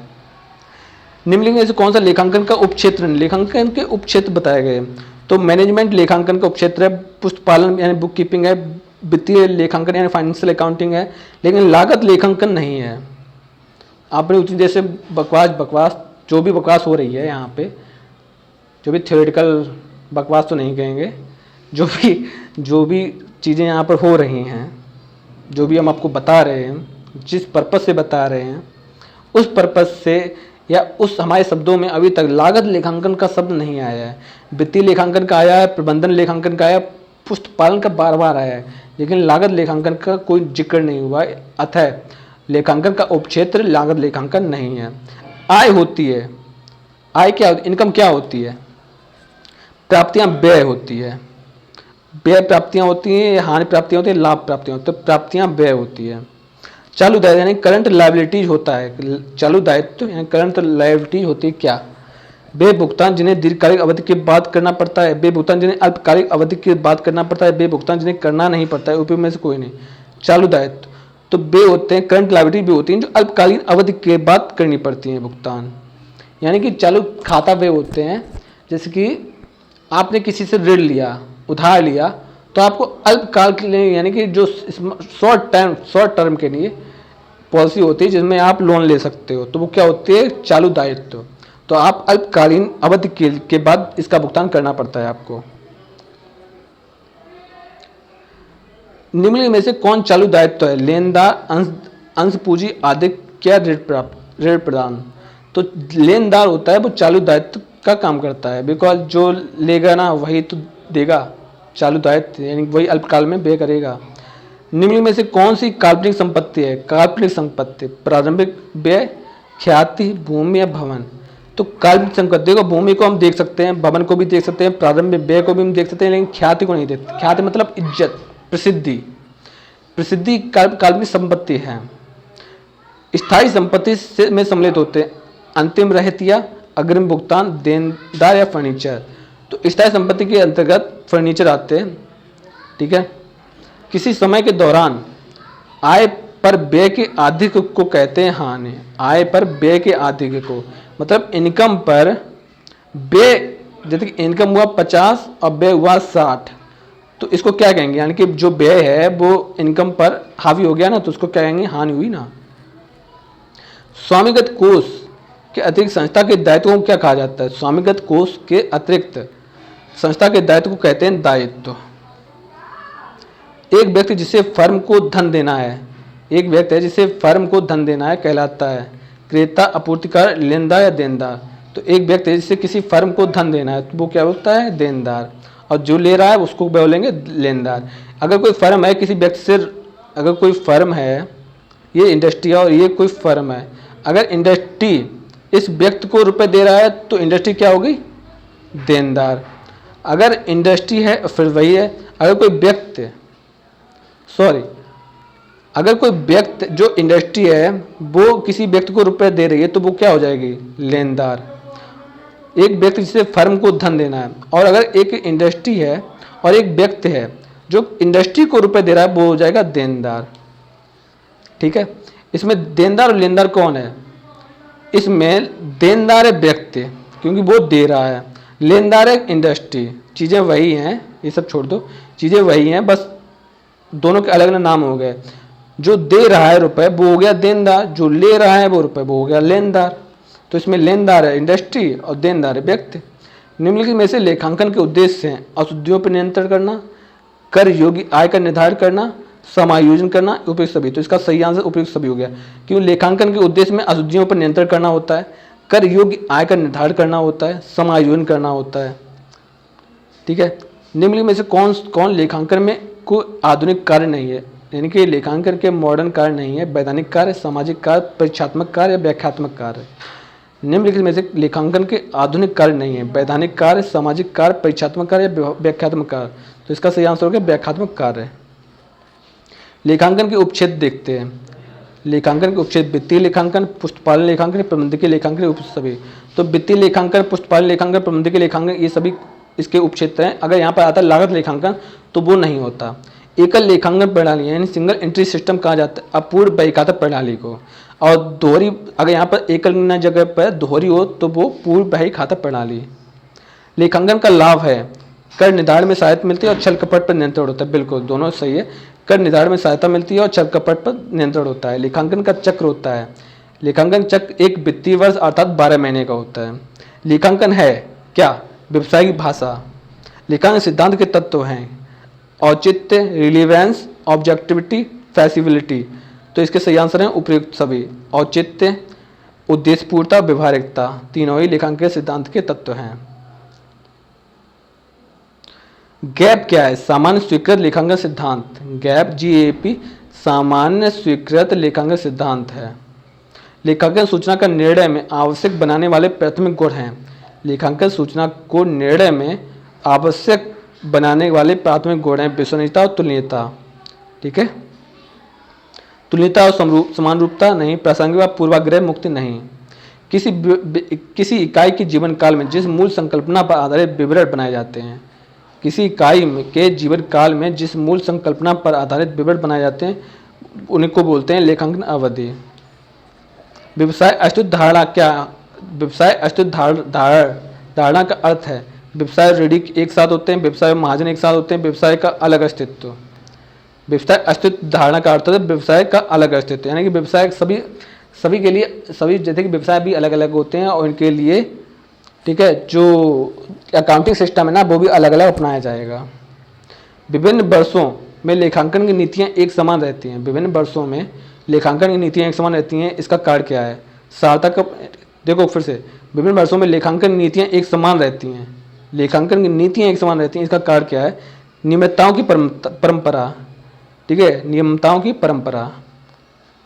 देखो, रूढ़िवादिता की परंपरा, सारता की परंपरा, प्रदर्शन की परंपरा और नियमितताओं की परंपरा। ठीक है, लेखांकन नीतियाँ एक समान रहती हैं, नियमितताओं की परंपरा। जो चीज़ जैसे कि जो चीज़ें कंटिन्यू चलती आ रही हैं, नियमित चली आ रही हैं, ठीक है, तो उनके लिए नीतियाँ एक समान रहती हैं। अगर जो जैसे कि हमने बिजनेस अलग अलग, हमने अगर एक ही तरह का बिजनेस हमेशा करते आए हैं, ठीक है, तो वो क्या हो जाएगा? लेखांकन की नीति, तो इसके लिए लेखांकन की नीति एक समान रहेगी। ठीक है, लेकिन अगर आपने बिजनेस बदल दिया है तो उसके लिए नीतियाँ अलग अलग हो जाएंगी। आधारभूत लेखांकन अवधारणा क्या है? आधारभूत लेखांकन अवधारणा चालू व्यापार, प्राथमिक इकाई, समय अवधि, चालू व्यापार, निरंतर उपार्जन। तो आधारभूत है चालू व्यापार, निरंतरता, उपार्जन। छूट पर प्रावधान का सृजन किस अवधारणा के अनुसार किया जाता है? छूट पर प्रावधान का सृजन किस अवधारणा के अंतर्गत किया जाता है? रूढ़िवादिता के अंतर्गत। छूट पर प्रावधान का सृजन किस अवधारणा के अनुसार किया जाता है? रूढ़िवादिता के अंतर्गत। किसी अवधारणा के अनुसार संयोगिक दायित्व को आर्थिक चिट्ठा के फुटनोट में दिखाया जाता है। किसी अवधारणा के अनुसार संयोगिक दायित्व को आर्थिक चिट्ठा के फुटनोट में दिखाया जाता है प्रकटीकरण। ठीक है, लेखांकन प्रमाप यानी कि अकाउंटिंग स्टैंडर्ड की प्रकृति है अनिवार्य और संस्तुतिकरण, या ए और बी दोनों। स्टैंडर्ड, अकाउंटिंग स्टैंडर्ड की प्रकृति कैसी है? अनिवार्य है या संस्तुतिकारी है? ए और बी दोनों हैं इनमें से, तो इनमें से कोई भी नहीं है लेखांकन प्रमाप की प्रकृति। लेखांकन प्रमाप अकाउंटिंग स्टैंडर्ड अनिवार्य है सेवा देने वाले संस्थानों के लिए, साझेदारी के लिए या कंपनी के लिए। तो अकाउंटिंग स्टैंडर्ड अनिवार्य है कंपनी के लिए। लेखांकन प्रमाप एक रूपता लाते हैं वित्तीय विवरणों में, लेखा बाइयों में, लेखांकन सिद्धांतों में, उपयुक्त सभी। तो इसका सही आंसर उपयुक्त सभी। वित्तीय विवरणों में, लेखांकन बाइयों में, लेखांकन सिद्धांतों में, उपयुक्त सभी। लेखांकन मानक है, यानी कि जो अकाउंटिंग स्टैंडर्ड क्या है, मानक क्या है? तो एक इकाई की स्थापना एवं प्रबंधन करने के लिए या एक इकाई द्वारा अनुसरण की जाने वाली विस्तृत लेखांकन नीतियों का समुच्चय। तो ये भी सही है, एक इकाई द्वारा अनुसरण की जाने वाली विस्तृत लेखांकन नीतियों का समुच्चय। ठीक है, पूंजी होती है संपत्तियां, दायित्व, दायित्व संपत्तियां, व्यक्तिगत खाता है, नाम मात्र खाता। पूंजी होती है संपत्तियां, दायित्व। जब स्थायी संपत्ति को बेचा जाता है तो कुल संपत्ति में कोई परिवर्तन नहीं होता है। जब स्थायी संपत्ति को बेचा जाता है तो कुल संपत्तियों में कोई परिवर्तन नहीं होता है। कुल दायित्व पड़ता है, कुल संपत्तियां घटेंगी, कुल संपत्तियां बढ़ेंगी। जब स्थायी संपत्ति को बेच दिया जाए तो कुल संपत्तियों में कोई परिवर्तन नहीं होता है। दोहरा लाभ प्रणाली के लाभ हैं। दोहरा लाभ प्रणाली, दोहरा लेखा प्रणाली के लाभ में वित्तीय स्थिति का ज्ञान होना, वैज्ञानिक प्रणाली का ज्ञान होना, दोहरा लाभ दोनों पक्षों का लाभ होना, उपयुक्त सभी। तो इसका सही आंसर है वित्तीय स्थिति का लाभ और वैज्ञानिक प्रणाली भी है और दोनों पक्षों का लेखा होता है। दोहरा लेखांकन प्रणाली अपनी उत्पत्ति का ऋण किसने कहा था? दोहरा लेखांकन प्रणाली अपनी उत्पत्ति का ऋण किसने कहा था? कार्ल मार्क्स ने, लुको पोल्सियाली ने। सही आंसर है। संपत्ति के बाद मद को प्रतिनिधित्व करने वाले खाते को क्या कहते हैं? मद का प्रतिनिधित्व करना वाले खाते को कहते हैं वास्तविक खाता। बैंक अधिविकर्ष खाता है, बैंक अधिविकर्ष खाता है वास्तविक खाता, व्यक्तिगत खाता, नाममात्र खाता या प्रतिनिधित्व खाता। व्यक्तिगत खाता, तो व्यक्तिगत खाता है बैंक अधिविकर्ष। सामान्य संचय खाता और लाभांश सामान्यीकरण कोष खाता है। सामान्य संचय खाता और लाभांश सामान्यीकरण कोष नाममात्र का खाता है। लेन देन की संक्षिप्त व्याख्या को कहते हैं, लेन देन की संक्षिप्त व्याख्या को कहते हैं स्पष्टीकरण। सामान्य पूंजी पर ब्याज को मानना चाहिए, सामान्य पूंजी पर ब्याज को मानना चाहिए लाभ का विनियोजन। सामान्य पूंजी पर ब्याज लाभ का विनियोजन। जनरल एक पुस्तक है प्रारंभिक अभिलेखों की। जनरल एक प्रारंभिक अभिलेखों की एक पुस्तक है। एक रोजना मचा में खाने होते हैं 5। एक रोजना मचा में खाने कितने होते हैं? 5। एक खाते के पक्ष होते हैं 2। पेटेंट अकाउंट किसके अंतर्गत आता है? पेटेंट अकाउंट किसके अंतर्गत आता है? तो पेटेंट अकाउंट बचत खाता के अंतर्गत आता है, दायित्व के अंतर्गत आता है, चालू पूंजी के अंतर्गत आता है, इनमें से कोई नहीं। तो इसका सही आंसर है इनमें से कोई नहीं। पेटेंट अकाउंट किसके अंतर्गत आता है? चलो देख लेते हैं पेटेंट अकाउंट।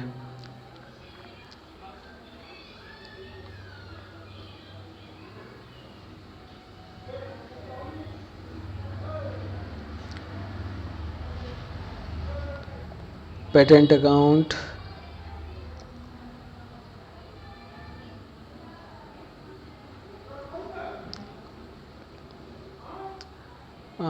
पेटेंट राइट खाता वास्तविक खाता का एक उदाहरण है। पेटेंट राइट एक खाता वास्तविक खाता का उदाहरण है।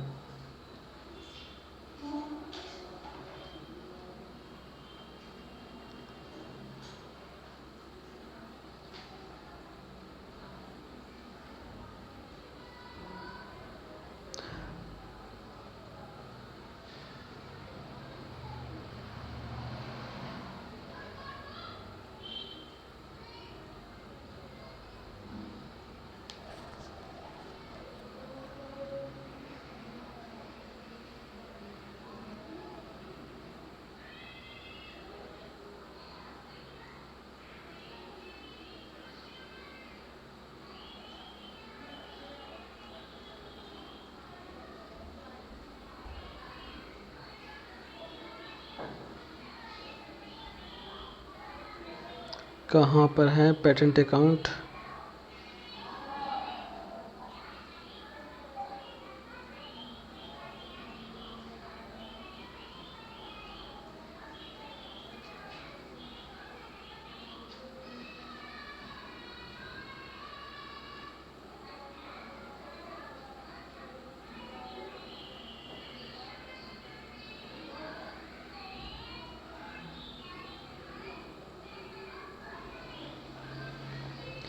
इनमें था इसलिए शायद नहीं बताया गया।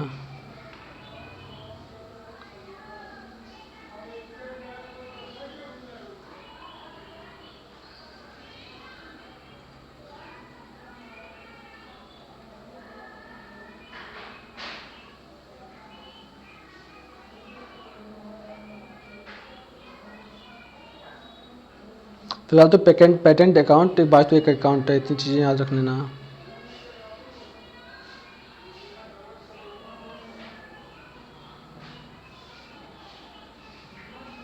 इनमें से नहीं है।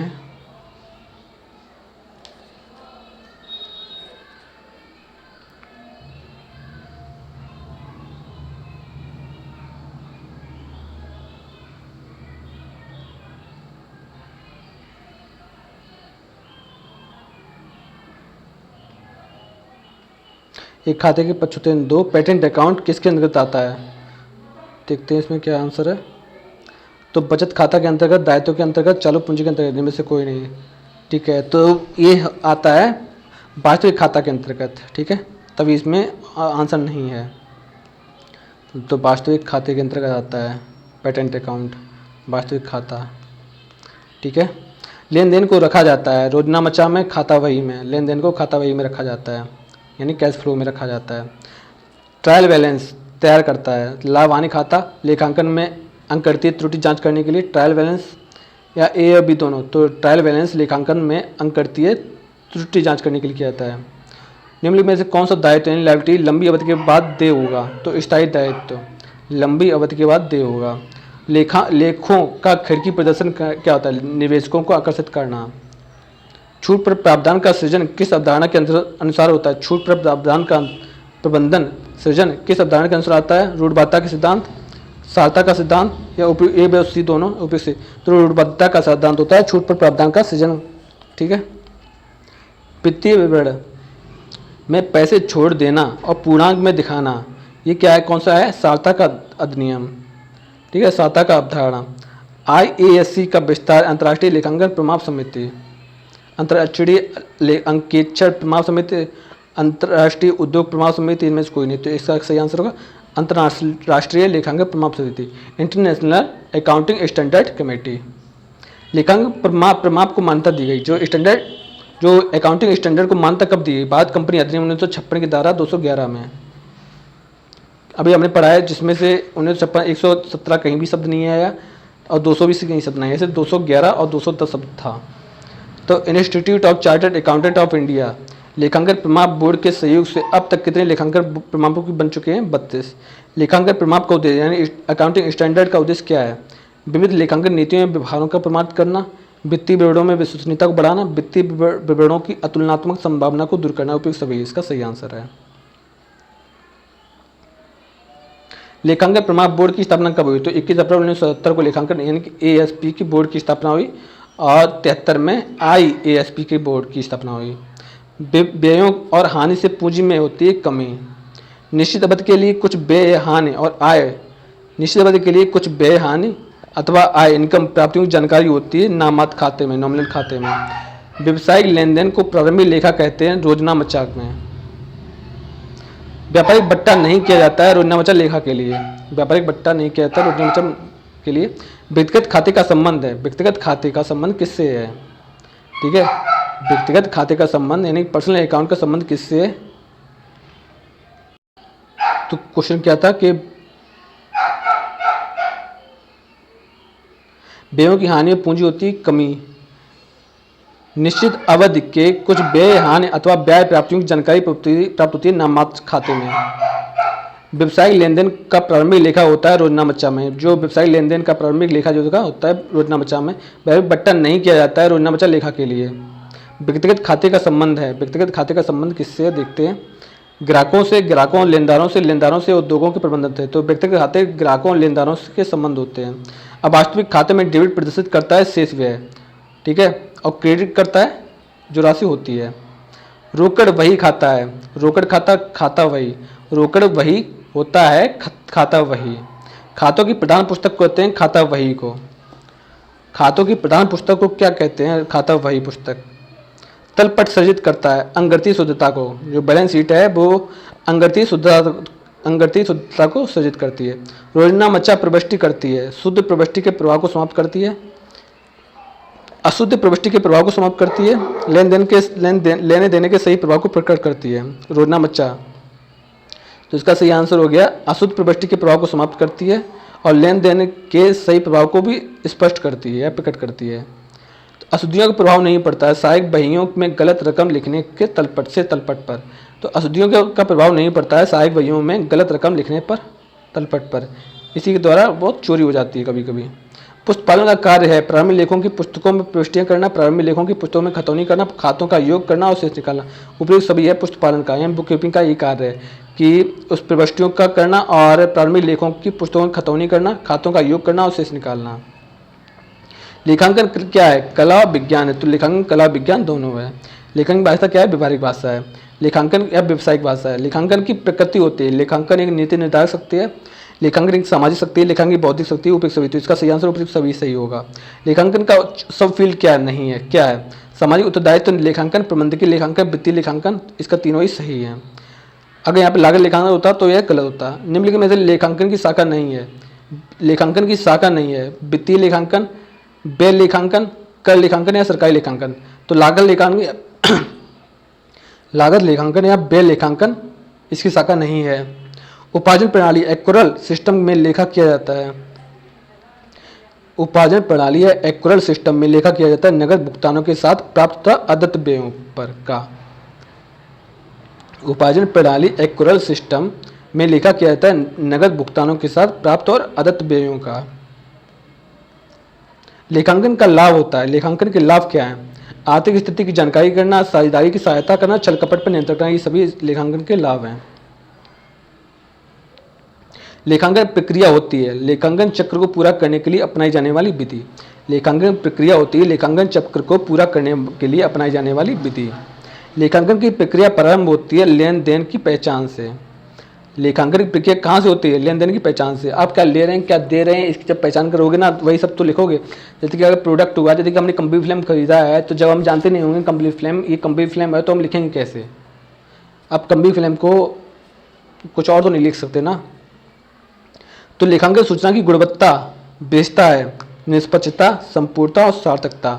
लेखांकन सूचना की गुणवत्ता, गुणात्मकता बेचता है उपयुक्त सभी। व्यापारी का स्वामी है प्रोप्राइटर ऑफ द फर्म होता है एक व्यक्ति या व्यक्तियों का समूह जो व्यापारिक जोखिमों को उठाता है। बिल्कुल सही है। प्रबंधन के सदस्य, मैनेजमेंट नहीं है। प्रोप्राइटर व्यापार का स्वामी होता है एक व्यक्ति या व्यक्तियों का ऐसा समूह जो व्यापारिक जोखिमों को उठाता है। जैसे कि कहते हैं ना कि हमने शेयरिंग में कोई वर्क ओपन किया, तो उसका जो उसमें लाभ हुआ या हानि हुई, तो उसके साथ जिम्मे उस दोनों जोखिम में लाभ होगा तो हमें ही प्रॉफिट, सबको प्रॉफिट होगा, हानि हुई तो सबको प्रॉफिट, सबको हानि होगी। पूंजीगत प्राप्ति यानी कैपिटल रिसिप्ट होती हैं स्थायी संपत्तियों को बेचने से प्राप्त राशि, पूंजी से प्राप्त राशि, ऋण से प्राप्त राशि, उपयुक्त सभी। तो पूंजीगत राशि होती है स्थायी संपत्तियों को बेचने से प्राप्त राशि, पूंजी से प्राप्त राशि, ऋण से प्राप्त, उपयुक्त सभी। इसका सही आंसर होगा। पूंजीगत व्यय के अंतर्गत नहीं आता है संपत्तियों का विक्रय।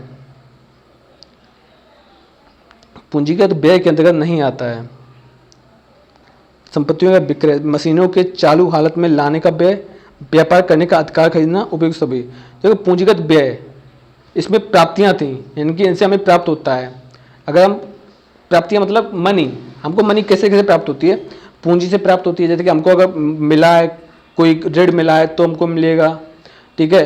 अगर हमने कोई चीज़ संपत्ति बेच दी है तो उससे हमको रुपए मिलेंगे। अब पूंजीगत व्यय, हमको रुपए जाएंगे कैसे कैसे? तो संपत्तियों का विक्रय, अगर हम संपत्ति बेचेंगे तो हमें रुपए मिलेंगे, ना कि हम रुपए जाएंगे। मशीनरी को चालू हालत में लाने का व्यय, अब कोई मशीन है उसको चालू हालत में लाने के लिए जो खर्च होता है वो पूंजीगत व्यय नहीं है। व्यापार करने का अधिकार खरीदना, अब व्यापार करने का अधिकार खरीदना, व्यापार करने का अधिकार सबको है, ये खरीदा नहीं जा सकता। पूंजीगत व्यय से बढ़ती है लाभार्जन क्षमता, पूंजीगत व्यय से लाभ की अर्जन की क्षमता बढ़ती है पूंजीगत व्यय से। देय राशि यानी पेबल्स होती हैं चालू दायित्व यानी करंट लायबिलिटीज होती हैं देय राशियाँ। भारतीय वस्तु विक्रय अधिनियम का पारित हुआ था? तो 1930 में भारतीय वस्तु विक्रय अधिनियम पारित हुआ। दिवालिया इंसॉल्वेंट को लिख कीजिए, ठीक है, दिवालिया। तो वस्तु विक्रय अधिनियम 1930 में, भारतीय कारखाना अधिनियम 1948 में, भविष्य निधि अधिनियम 1952 में, उपयुक्त सभी। तो इसका सही आंसर हो गया भारतीय वस्तु विक्रय अधिनियम 1930। दिवालिया ने इंसॉल्वेंट का उल्लेख करता है। तो आज का ये, अगर आप देख रहे हैं तो प्लीज़ सब्सक्राइब करना और शेयर करना बिल्कुल भी ना भूलें। आपका सब्सक्राइब और शेयर ही हमारी ताकत है। तो प्लीज़ ज़्यादा से ज़्यादा लोगों तक इस वीडियो को पहुंचाएं। आपसे यही उम्मीद करते हैं।